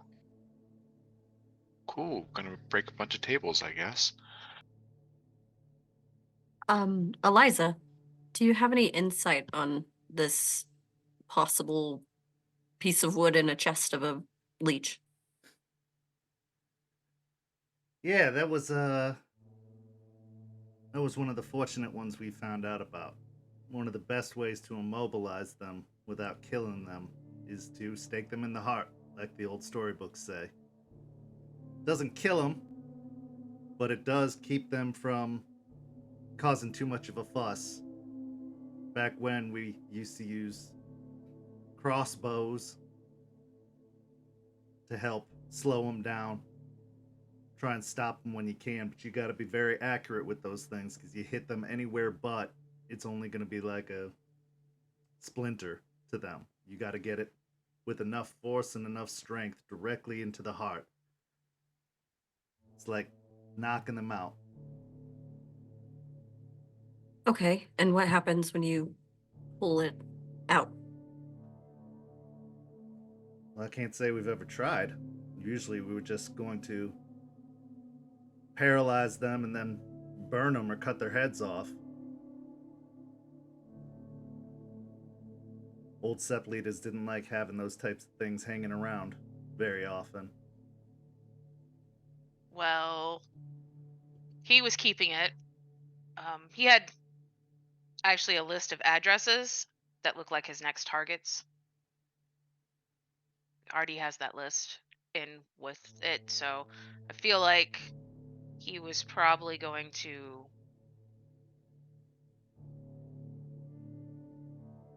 question it, maybe? He was keeping to question it after he ran out of targets? I don't know. We could learn a lot from something like that. Or he was using it and questioning it, and that's how he got that paper. I think the list was from the papers he took from the plant, but Oh, might be both. Artie speaks up. If he was getting any reconnaissance, maybe he was getting some intelligence about the different places and then putting him back in the box. Yeah. Maybe that's how Okay. he was able to hit those places and not cause any big explosions or newsworthy events. I mean, several of these are crossed off. Are there any particular places of note? Well, you're gonna find this one funny. You remember Asylum? We were talking about checking out that. That's on here. Dodged a bullet there then, huh? Not sure how much of a bullet. Dodged a bullet. Got hit by a dildo instead. True. But yeah, these. I don't know if these are delivery addresses or if these are other farms. I mean, there's not a lot to denote the different, the differences between them. But there's a couple of plasma and blood donation gathering services, a dialysis clinic. I mean, these are all, a lot of these are medical in nature, but there's a couple of businesses on here as well, an art gallery even. These could be customers. I mean, they were the ones harvesting the blood. Maybe they were delivering to these locations. Yeah, if there's things on there like nightclubs and art galleries, I don't see other farms being there, but I also wouldn't have thought they'd be in a factory, so. Artie, do you think you could look into it and get as much information on the different areas as you possibly can? Absolutely, already started. Perfect. Well, that brings us to the leech itself. So we could, I guess, get information from it, but it is a risky, dangerous possibility of keeping it around. And if we can already get information with Artie looking into it, do we really need them? How much information do you think we're going to get from such a thing? I'm going to get above board information. I'm going to get anything that the public knows, but if he has any kind of insight into beneath the surface, that could be useful. But also, if you're going to keep a pet, you got to feed it. And I don't know about you guys, but I'm not comfortable feeding those things anything. How do we know it's going to be honest? They That's rarely are. another thing, and who's to say we don't wake it up and it tries to get in one of our brains? Can they all do that? I have no idea. I know they can. Better safe than sorry. just kill it. Be done with it. Don't have to worry about it anymore. We'll figure things out as we go along. That's how we've been doing it. I also don't want to go stumbling blind into anything either. I mean, if we'd have known the details of the energy plant could have circumvented a lot of trouble there. Possibly made for a much cleaner operation. Right, but like just said, and you said we have to feed it. We don't know if it's telling the truth. So that You're right. that information that it could give, like we don't know. I was ready to drag that box out into the sun. I'm with you, but just got to think tactically as well as pest control. Also, how is this? We can't let this distract from the real important business. We got to finish the caern. Maybe it's back burner stuff. I mean, it's in a chest with a piece of wood shoved in its whole like chest. It could just be put on ice for now. Okay, let's do a quick vote, I guess. Do we want to kill it as soon as possible, or do we want to put it on the back burner and maybe get information? I know Aiden's answer. Artie. As curious as I am about it, I don't think it's worth the risk. Not right now. Especially not right now. We've got way too many vulnerabilities. We don't know what that thing knows, what it has seen, heard. I mean, I've always believed destroy them on sight. That's what I've always been taught. You just don't mess with them because they are tricky. I mean, those, from what you told me, they could just disappear, be invisible. Like, what's to say we don't pull the stake out and then all of a sudden it just disappears and it's gone and goes running back and says it knows who we are and where we were, and there's just too many risks. I think destruction is the best way. Okay. Joseph.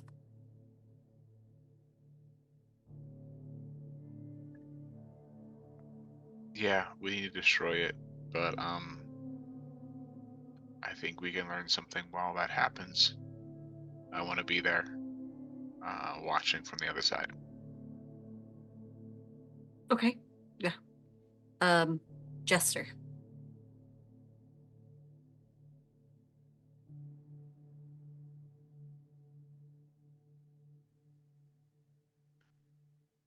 Destroying is probably best. I don't think any of us wants to actually do what would need to be done to question it and get anything useful.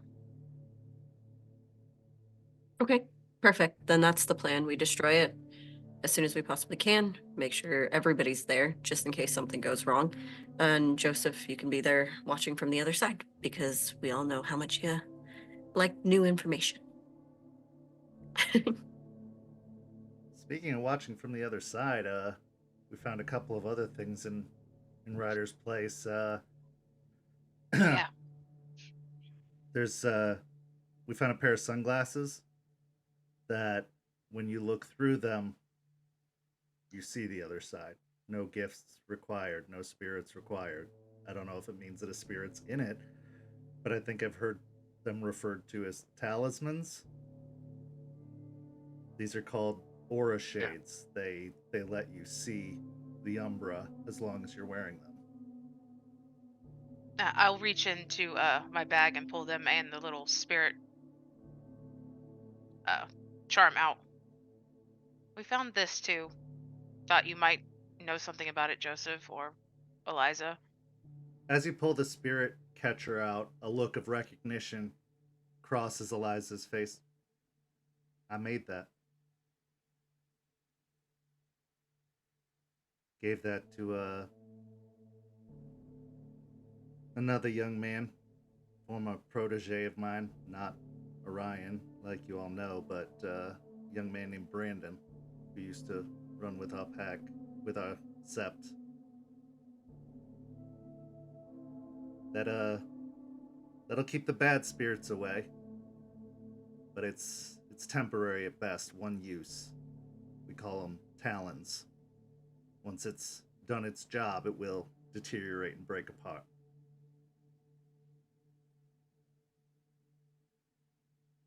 It'll release the spirit inside, which that spirit's been in there a long time at this point.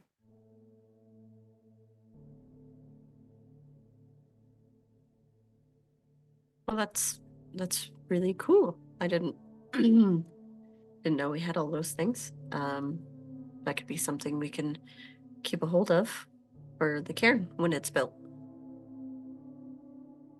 Yeah, Uh, there's a lot of stuff in the warehouse. I still haven't gone through even half of it.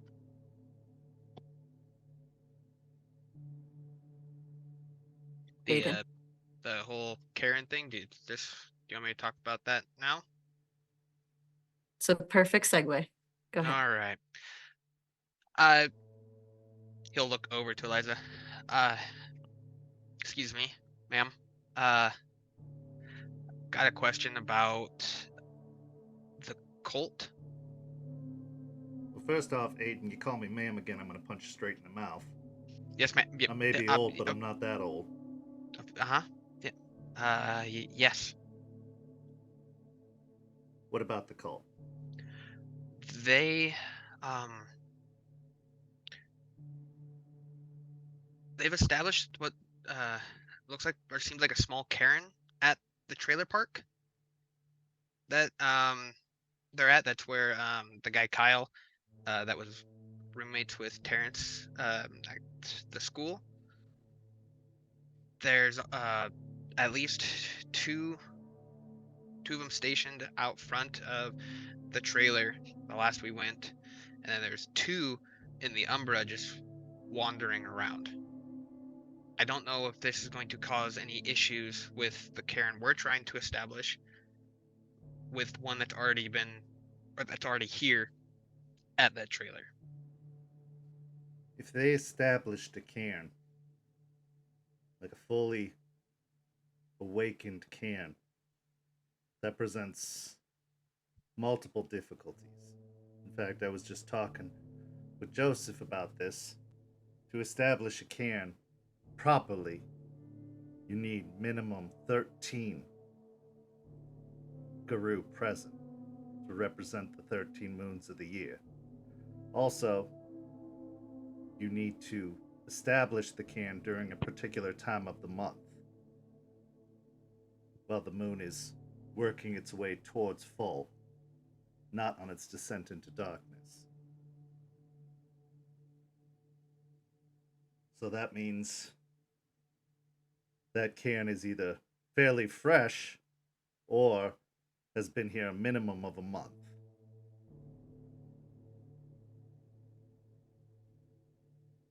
Surprised I didn't feel it though, with all the work we've been doing. I didn't feel anything until we were on our way out. But it did feel like a bond when I realized what was going on.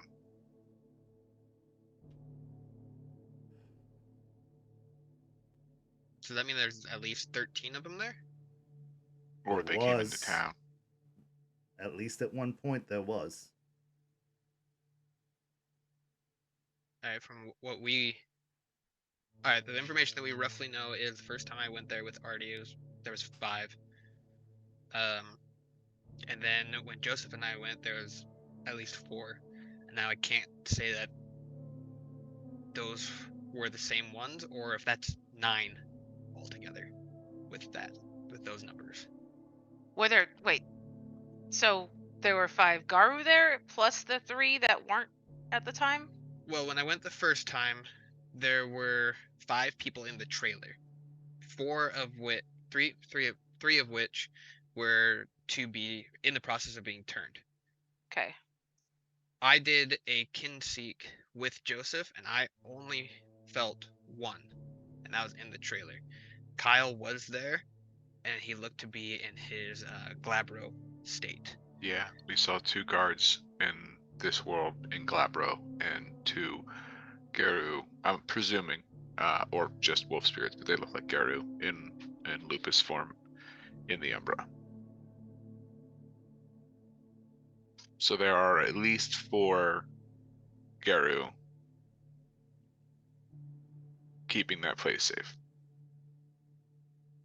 With 1 likely SA urge.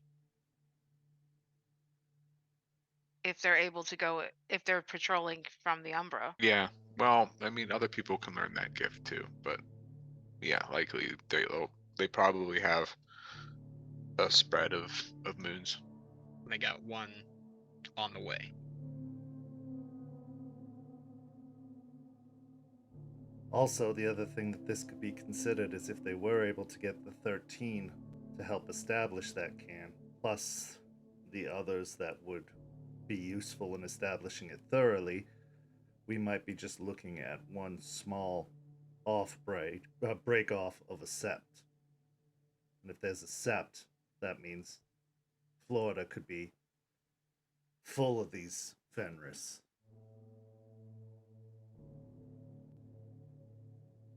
But why they were able to establish a cairn and I was not aware of it, that's the part that confuses me.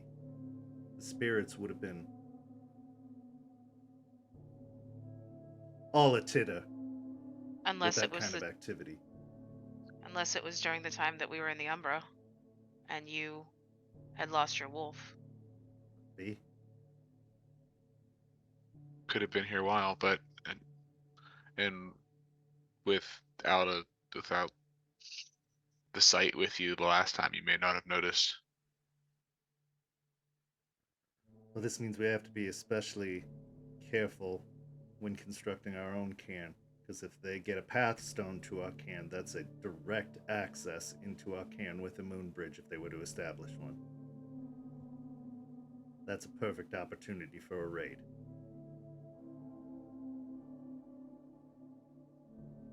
Okay. So we're looking at building our cairn when the moon is working on it becoming its fullest, right? And on its descent. The best opportunity that we have is about 2 weeks from now. If we don't do it then, we'll have to wait at least another month. You try to establish cairns during the spreading of darkness, you are opening yourselves up to terrible things.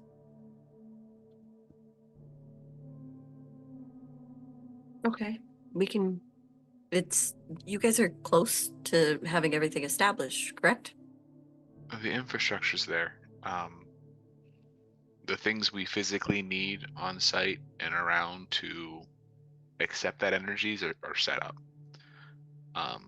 The thing now is getting the energy. As Eliza said, we need 13 participants and then enough Garu or supporters to protect the participants and the space in case the wrong things get drawn in.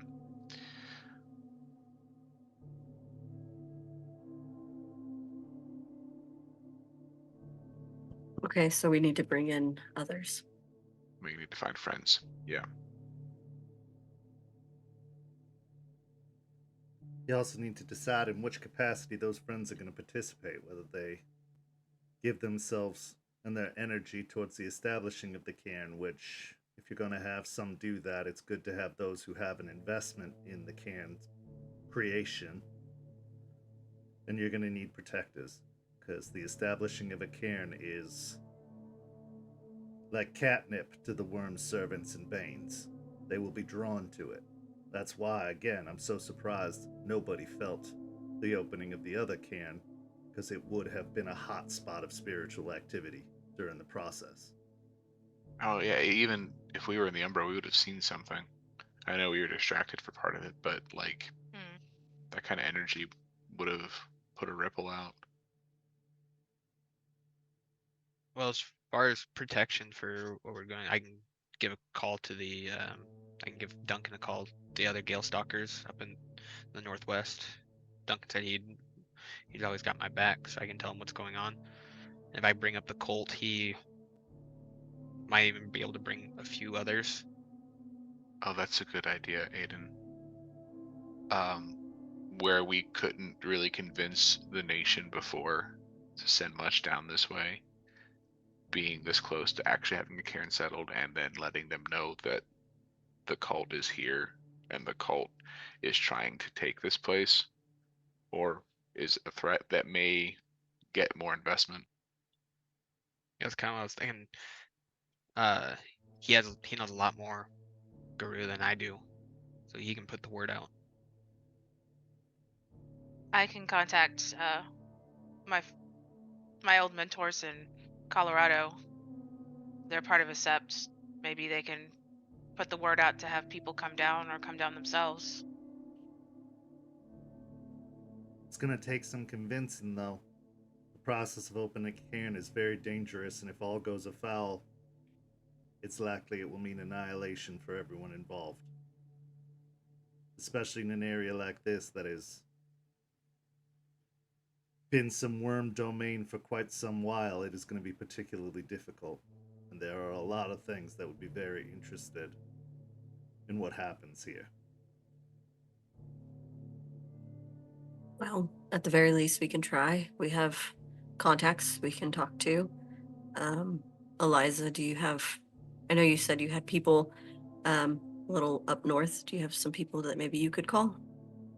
It's been a time, but I could reach out to the Georgia Sept again, see if I can get them to send any of their young strapping guru down here to assist.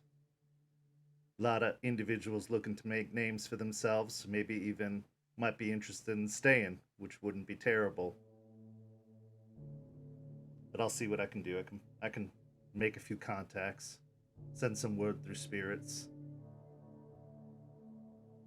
Okay, then over the next week, we will contact who we need to contact and get people down here so we can get this all done and ready to go by 2 weeks from now.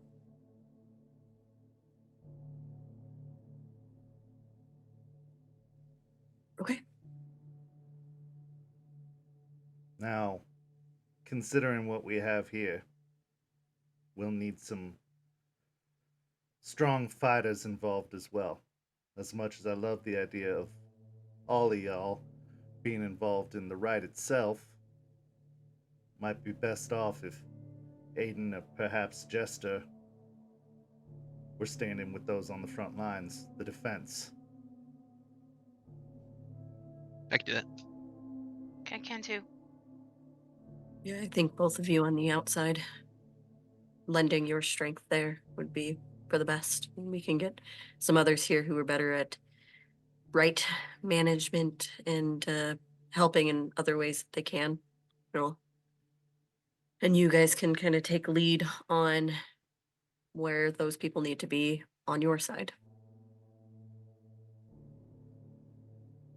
Two of you are going to definitely be needing to clear your minds as much as possible. If you are showing any doubt, if you are showing any despair, if you are showing any frustration, Banes are going to try to seize advantage of that and take control of you. So you got to make sure your head's right for when the time comes. So if there's anything that you haven't done, haven't said, anything that you felt uneasy about, might be looking to put some closure to that sooner rather than later. So like seeing things. More just finding a sense of focus and calm in your mind. Oh, okay. So anger, sadness, guilt, anything like that that you guys need to bring up.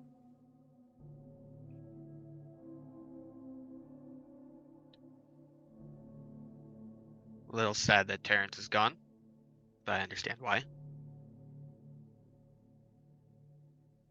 All of them? Might as If I'm well. being no, I mean all of those if I'm being honest. And I am reliving a lot of Ryder's memories.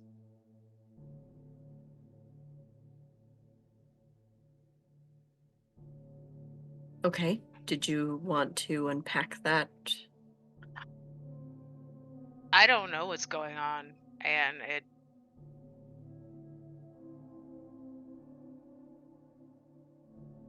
it's kind of scary.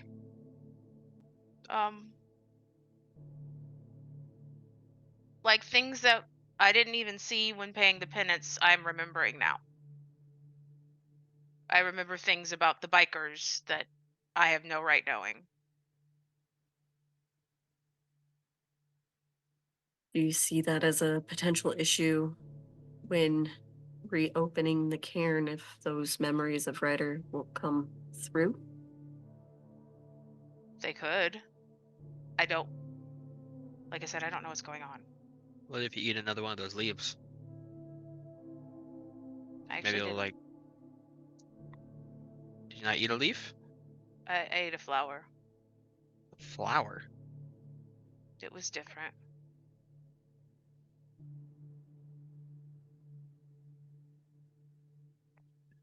That was my idea. I had a leaf. Can That's I how see I those could. glasses? Yeah, I'll push them over to him. I'm gonna put them on and take a deep look at Jester. Do you have the clave with you? Yeah. I'm gonna take a good look at Jester and the clave. Okay. Roll me a wits and occult. Can I use my umbra? Yes.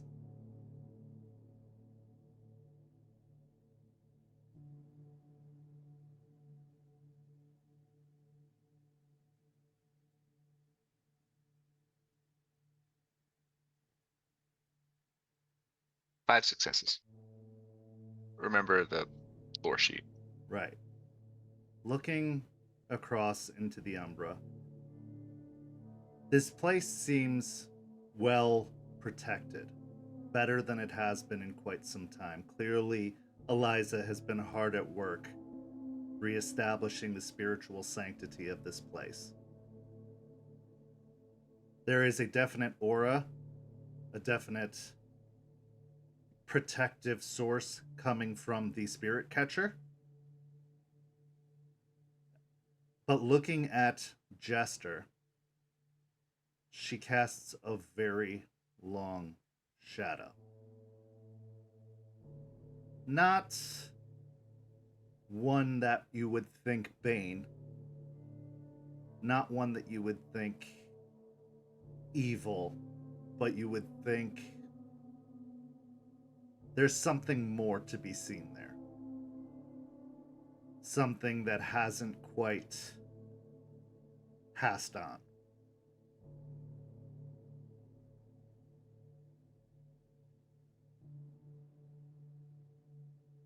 Was that connected to the clave as well? Very much so. Okay.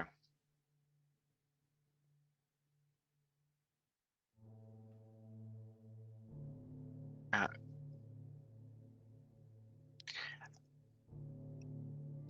given who it is, I'm not convinced this is going to be a super problem. But it is something to keep an eye on. It's not a Bane. It's not a Gaian spirit or a Weaver spirit. It's just Ryder. He's still here. That's my best guess. He's your little shadow right now. Great. Well, not little, not little at all. But yeah, I don't think he's ready to go.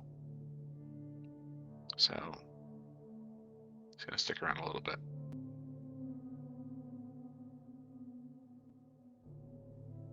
I don't think he means any harm. You might be catching him off guard and he's catching you off guard. Okay. But I mean, I don't like stepping in to that side of the Umbra to really know for sure. It's more dangerous than where we go. My right won't bring me back if I go over there. So I can't tell you for sure, but that'd be my best guess. It's connected to the clave as well. You're gonna feel it when the clave's around. I can see the shadows touching. So Okay. But it's not gonna mess up anything with the caern. Not that, I mean, I can't imagine. Maybe, but not like the point of it's a big gaping wound of fire that's going to bring Banes in. If anything, I would just keep yourself focused so that that he doesn't step through. You're saying you're getting his memories. He may be very invested in this caern, so that may be something that may happen. You may get more interaction during the process. I mean, probably better for you to be out of the ritual than in, but also just be aware that if you start losing yourself, he has slightly different tactics than you, and that may not be the safest way to fight. Right. I mean, I haven't felt any urges. I'll glance at Artie. So,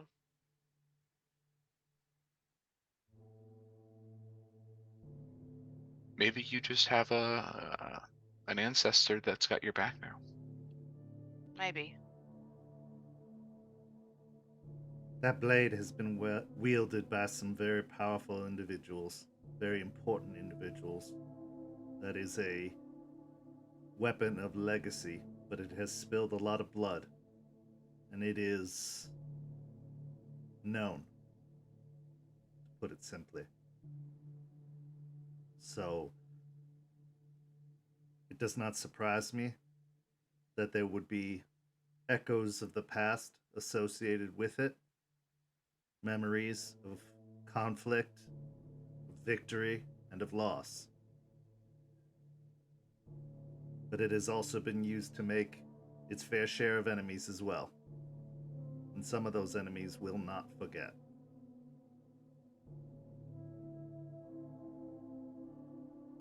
For now, I agree with Joseph's assertion as to what it entails, but that is going to be a walking target that you are going to be carrying with you henceforth. So you better get very good at using it, because it will be necessary. You I'm should pract- learn Go ahead. You should learn its story too. I'm looking. And I'm practicing every day. She's getting better. Could even be the cult remembers that blade. There were a lot who strayed from the path when the sept fell. Some, like myself, others in the opposite direction. So I would be wary of who you show such a thing to. Could it even be that one believes they are more deserving of it than you, and will attempt to take it? Eliza, So, could we? Oh, go ahead, Jester. I was just going to ask, should I not bring it when we create the caern? Oh no, most certainly have it when we create the caern. I'm Okay. just saying, maybe don't just be walking about with it strapped to your hip. It is Okay.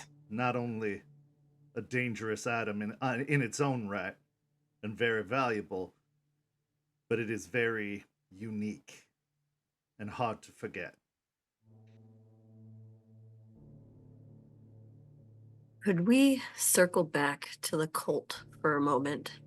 Do you know any reason why we wouldn't have been made aware if they did possibly do their cairn? Well, there's a few possibilities. One, it's been here longer than you have, and it's just escaped our notice. I was in no position to see or know or hear. Another possibility is there's something about it that's familiar. Something that the spirits didn't take any notice of, or particular notice of, but because it's not foreign to them.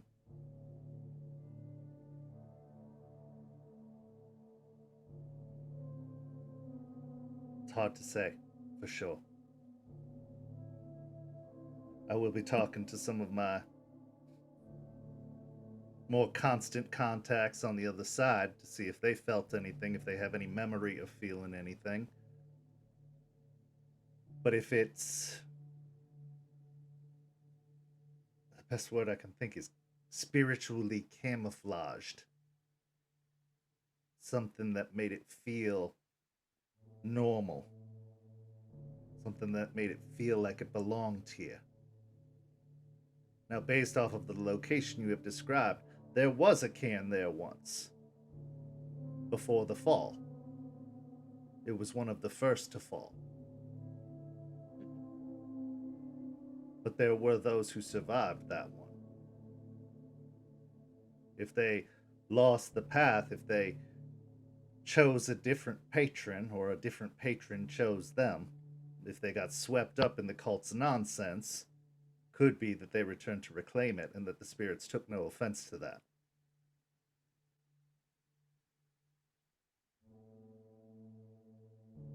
Okay, then we will have Aiden, you doing reconnaissance on that. Don't get too close. Don't cause any waves, but definitely keep an eye on it. I'll add it in my rotation. Okay. And that's all we can do with that for now. It seems like when it comes to the cairn, we need to talk to some people, get them here, get that ready, get strong people as well as people who are knowledgeable about the rite itself so they could help if possible. Is there anything else we need to do to prepare for that? We need the numbers, or all of this is for naught. That is our first and utmost priority. You're going to have to sweet talk the hell out of them. Because the nation has given up on this place. There's no doubt about that in my mind. They have moved on. And they are not ones to regret their decision. So those who do act with you, to some degree, will be acting against the nation's will. We'll be doing something foolhardy in their mind. So, as Joseph had stated so eloquently when we were at the cairn site, they could be bringing baggage. These are going to be the ones that most of these septs would be happy to do without. Might see it as unloading some of their own baggage.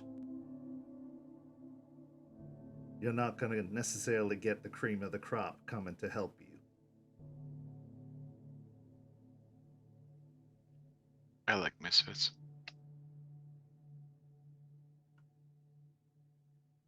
You also be mindful, there are those who are going to see an opportunity to grasp power. A newly established cairn needs a leader, and though it has one, and she smiles towards Aspen, there might be those who think they can do it better.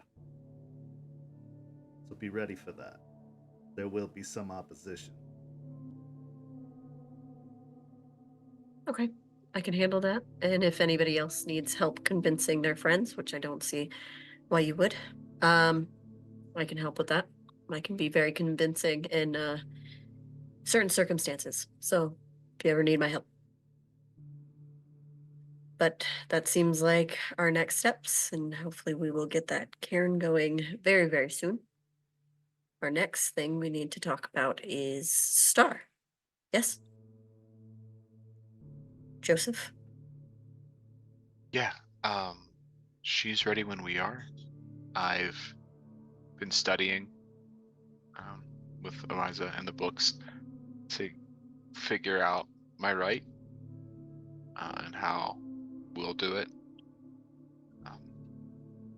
The only thing we'll need is I'd like us each to have a gift, something small. You know, kind of what she likes. Just a little sign of that pact. But yeah, when we're ready and we think we have what we want, we can go to the memorial grounds. I'll ask Grandmother Willow for permission to do the rite, and then we can call her down and go through it. Oh, given this isn't Lettuce Lake, we may actually have to call her and use a little bit more will to get our voices out. Not a problem. We can do that. Well, it's just about nightfall, and no time like the present to have this sealed and dealt with will give us quite an advantage when we actually go to build the cairn itself. Having a Patron Spirit's blessing on top of all the other blessings is just one more advantage for us. So what do y'all say? Y'all ready for a field trip? Let's go. Let's do Yeah. it. Taking a couple different vehicles, Eliza borrowing her neighbor's truck.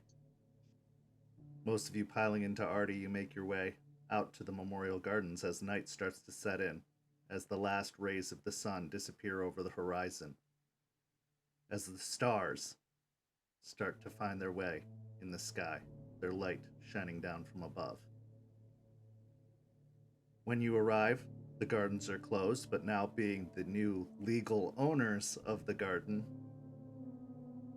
you're able to gain access easily enough, unlocking the gates, making your way in, and taking the long, dark drive through the cemetery, down the winding paths, gravestones standing like sentinels on either side of the road.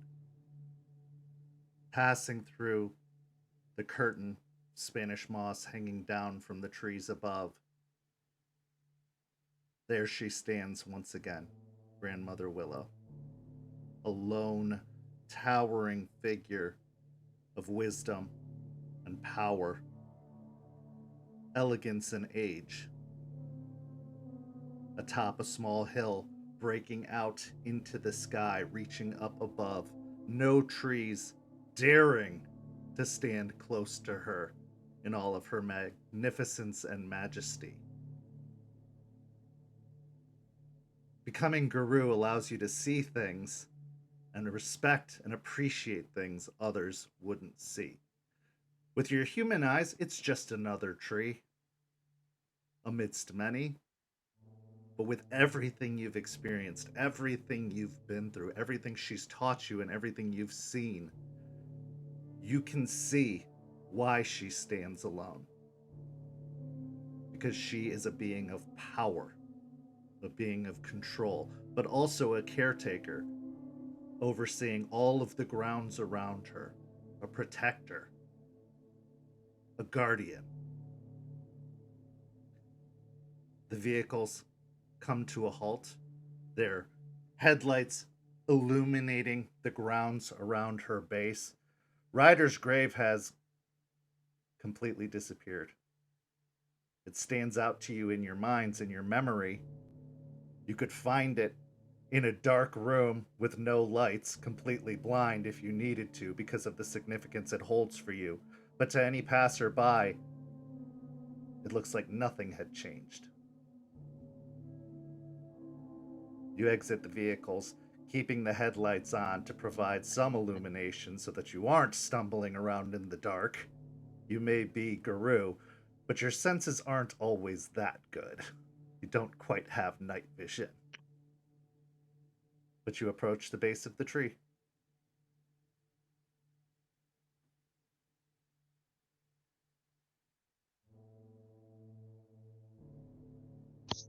Hello again, Grandmother. My pack comes tonight to seek permission to perform a rite on your grounds, the site of our soon-to-be cairn. We seek to call a patron for our pack, and we would like to do so under your boughs and with your blessing.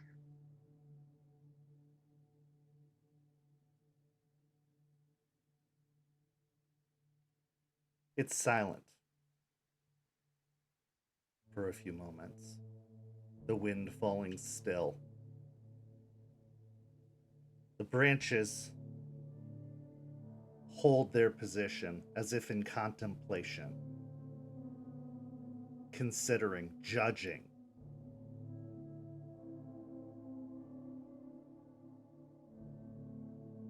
After a few moments, there's a slight tapping noise coming from high up in the tree. Almost like an object clattering down from above. As it falls, everyone roll me a wits and awareness to see if you can find the source of the noise.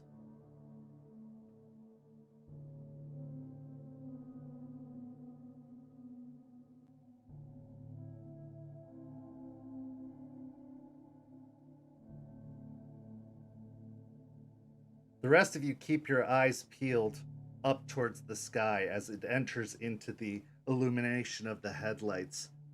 A small little object seems to be clattering, bouncing off of the branches as it drops down from high above. Unfortunately, Aspen isn't able to see it as it falls and plunk right off the top of her head. A single acorn drops to her feet.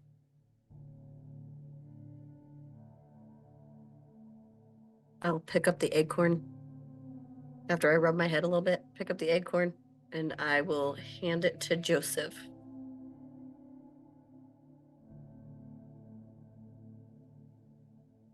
Thank you.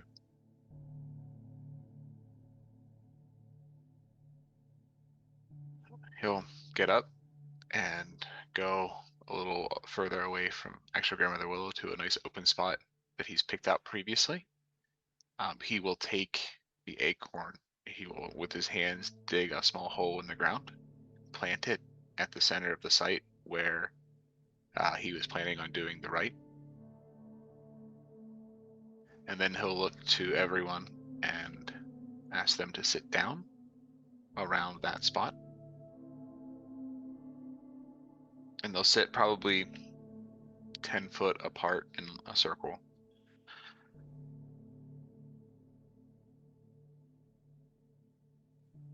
For those, before we get started, for those who among us who aren't into plants, willows don't drop acorns. She had to pull pretty far to get that. Okay. Aspen, would you do the honors calling our friend? Absolutely. And she's going to pull out a small mirror from her bag and put it in the center of the circle where Joseph had us sit around, and put little tea lights around the circle so that the mirror is faced up directly at the stars in the open space. And she will light the candles, do the whole thing, and sit down and look up to the sky and then back at the mirror. And Star, friend, could you come meet us, please? So you're beginning the rite of spirit summoning. Go ahead Yes, and sir. explain the mechanics of that rite. Yes, so it calls a spirit, an unwilling, willing, doesn't matter spirit, and they have no obligation to follow what you say, but it's usually followed up by a gift or a binding or whatever, which Joseph is going to be doing. But it is a honor and persuasion versus their power, along with a modifier of the gauntlet in the area. And if you don't have a direct connection to the spirit, you need to know the spirit's name to summon it to you. Okay. So go ahead and make the roll.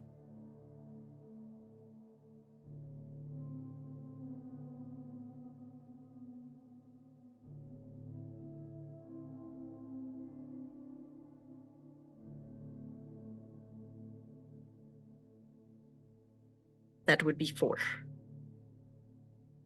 Calling out to the sky up above, the longer you sit and wait, the more the obvious humidity of Florida bears down upon you. Droplets of sweat start to form on your brow as it is 75 degrees, even this late at night. You look to the sky, calling out, remembering your previous interactions, remembering your previous connections, envisioning that little humanoid perched upon the roots of a tree in the umbra. Up above, a shooting star shoots across the sky. Based off of the direction of its origin, it seems to come from the northwest, the direction of Lettuce Lake Park. Eventually, that star streaks and disappears in the blacky inkness of the sky above. Then the mirror starts to reflect a beam of light, like a glow coming from the reflective surface within, as if it's taking all of the light from the sky above and holding it in before reflecting it outwards from the surface of the mirror. As you're not in the Umbra, Star can't take any kind of physical form the way she normally has in the past, but what she can do is enter in to a willing, unsuspecting, untroubled host. That host, in this particular instance, is the mirror, which now reflects with a strong glow.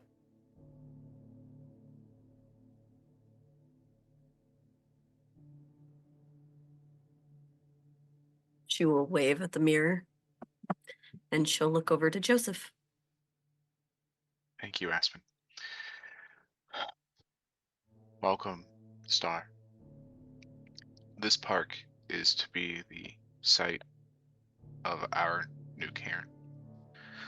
As such, we thought it was a good place to start another new thing.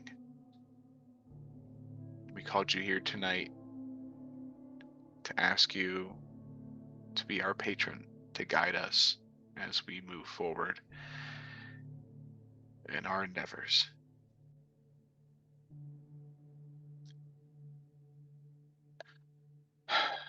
Reach into his pocket and pull out a very old, very worn deck of tarot cards. He'll shuffle them, and then he'll stand up. He'll go and stand in front of Artie. He'll pull a card out, and he'll lay it down in front of Artie. The Lover. He'll move in front of Aiden, pull a card. Strength. Move to Jester. Judgment. Move to Aspen. Justice. He'll go back to where he sits and pull fifth card. The Hermit. Pull one more card out. Set it over by the mirror, and it's the Star card. This was my very first deck, Star. It's what I learned with. It's what I used for many years. These cards are yours as a sign of our dedication and our willingness to sacrifice what is close to us for what we do, for Gaia, for the spirits, for this world. He'll get up, walk around the circle, moving from Artie to his own, to Aspen, to Jester, to Aiden. As the moon changes phases, as it grows, as it waxes and wanes, I gather these, and he will go over to the candles that Aspen lit, and he will burn them.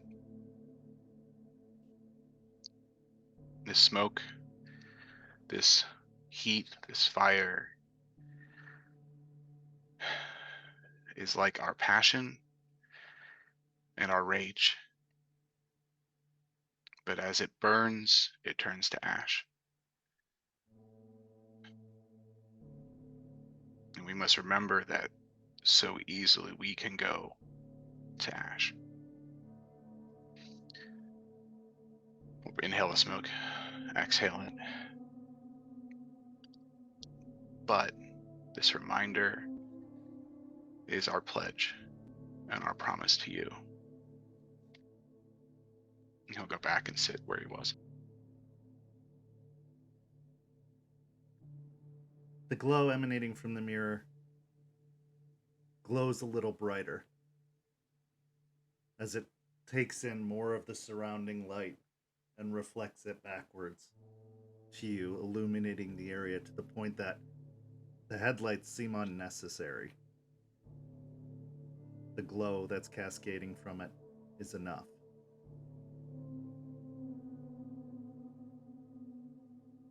Eliza, standing outside of the circle, closer to the vehicles. Each of you must make your own offer and your own pledge, but you are a pack. Joseph cannot carry this burden for you. He can simply speak the words.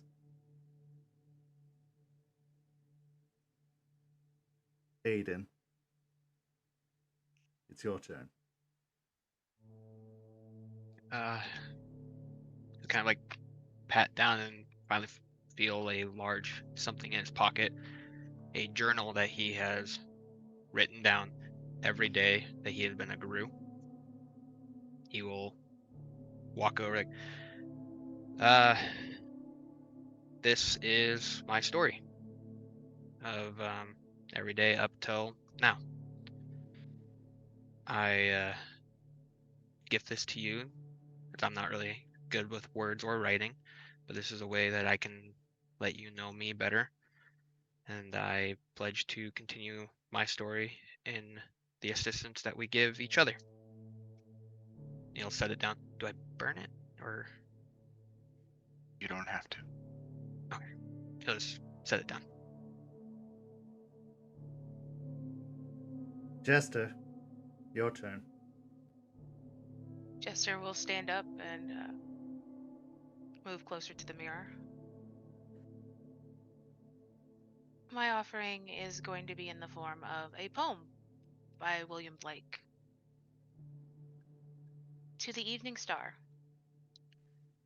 Thou fair-haired angel of the evening, now, whilst the sun rests in the mountains, light thy bright torch of love, thy radiant crown put on, and smile upon our evening bed. Smile on our loves, and whilst thou drawest the blue curtains of the sky, scatter thy silver dew on every flower that shuts its sweetest eyes in timely sleep. Let thy west wing sleep on the lake, speak silence with the glimmering eyes, and wash the dusk with silver. Soon, full soon, dost thou withdraw, when the wolf rages wide, and the lion glares through the dun forest. The fleeces of our flocks are covered with thy sacred dew. Protect with them with thine influence. I pledge to share the stories of the world and our people, and our actions with you.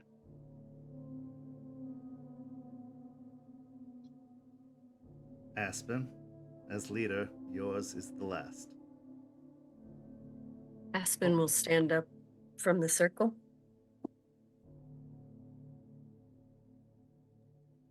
And she will look to Artie for a moment. Oh, right. He starts patting in his pockets, and then he stops and reaches into his wallet. He pulls out. He opens the wallet, and as he does so, he reaches in and pulls out a small photograph.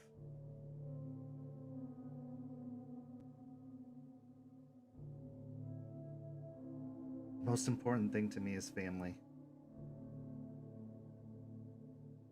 It's all I had until I didn't. But I was lucky enough to be given a second chance, a second opportunity. And my pledge to you, Star, would be that I won't let that opportunity go to waste. Not again. I'll never take it for granted. I'll never forget. And it'll be the closest thing to my heart. This family, this home. He sets down the photo next to the mirror, and it looks like one of those photos that you get in school on picture day. But if it's of a young, scrappy boy with the same kind of sandy blonde hair, but no dreads, just ruffled hair. Because even despite the fact that it's picture day, you can tell by looking at this photo that he is a scrapper, and he probably mussed up his hair on purpose before getting the photo taken, despite it having been combed previously. Artie sets down the photo and returns and sits down. It's okay, I forget I'm here sometimes too. Nobody could forget you, Artie. And she'll walk up to where the mirror is, and she'll reach into her bag and she'll pull out like a small vial of water and look at the mirror. When we first went into the Umbra, Joseph gave me this. Something to give you. For you to guide our path.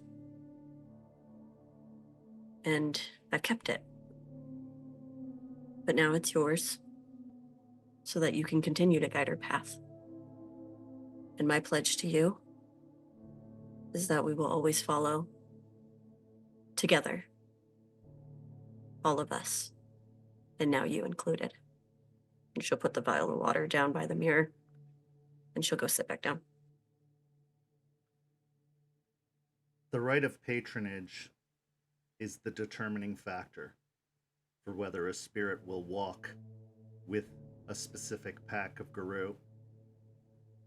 For some, it's an interchangeable right, kind of like a Swiss Army knife. You call upon the spirit you need at any given moment. But for others, it is a solemn vow, an oath, a pledge that that particular spirit and that particular pack will walk as one. That they'll look out for one another, provide guidance, provide protection. This rite calls for a pool of renown and etiquette. The rite master takes that pool and adds an additional rage die for every member of the pack that is involved.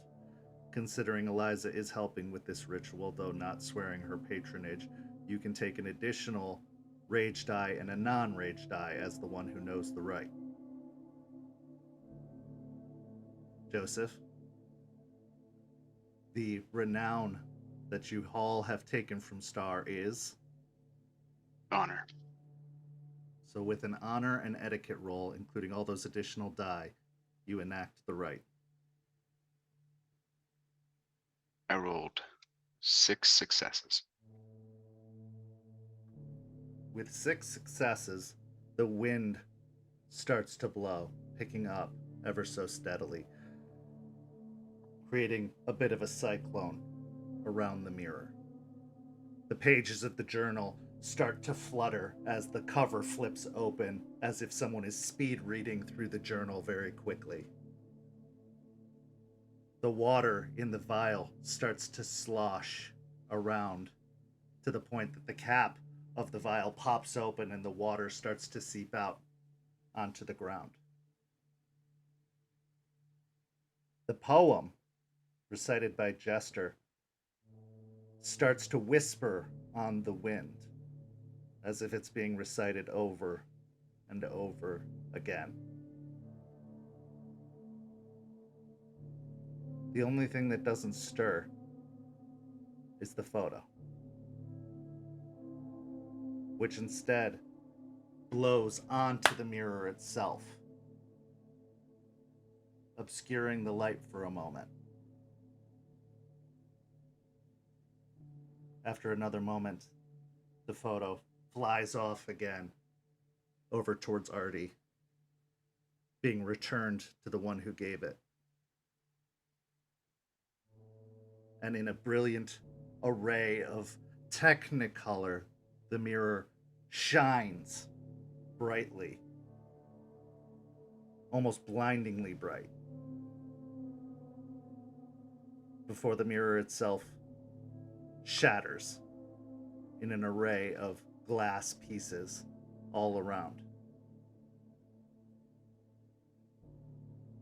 Everything falls still and quiet. The wind dies down, the rustling of the branches up above falls still.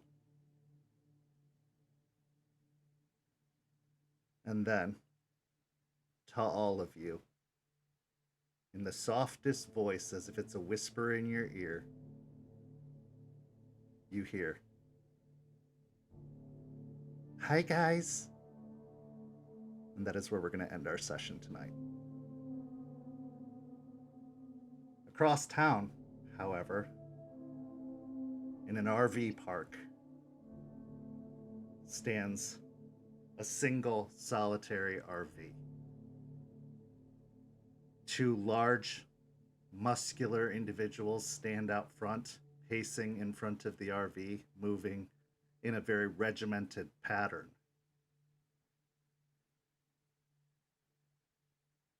Behind the RV, in the dirt, a sapling grows. The sapling of a willow tree. Thank you so much to everybody who has been watching at home. Thank you so much to these incredible players. Go follow St. Pete by Night on all social media. And if you're not caught up on the episodes, go listen to them at any podcast provider near you, or you can watch the VOD on Twitch and YouTube. This has been an incredible ride so far. Go follow these incredible players on their socials if they have them. You'll see them in the credits. But thank you so much for watching. This week, we have What the Hell Is That? Returning on Friday. We have After Dark on Saturday. And then on Sunday, we have Bloody Strings back for another episode. And then next week, Rage Across Tampa returns, where these guru reach out to their various connections and contacts to try and summon all the aid they can to bring about the right of caern building. Thank you so much for watching. Have a lovely evening, everyone.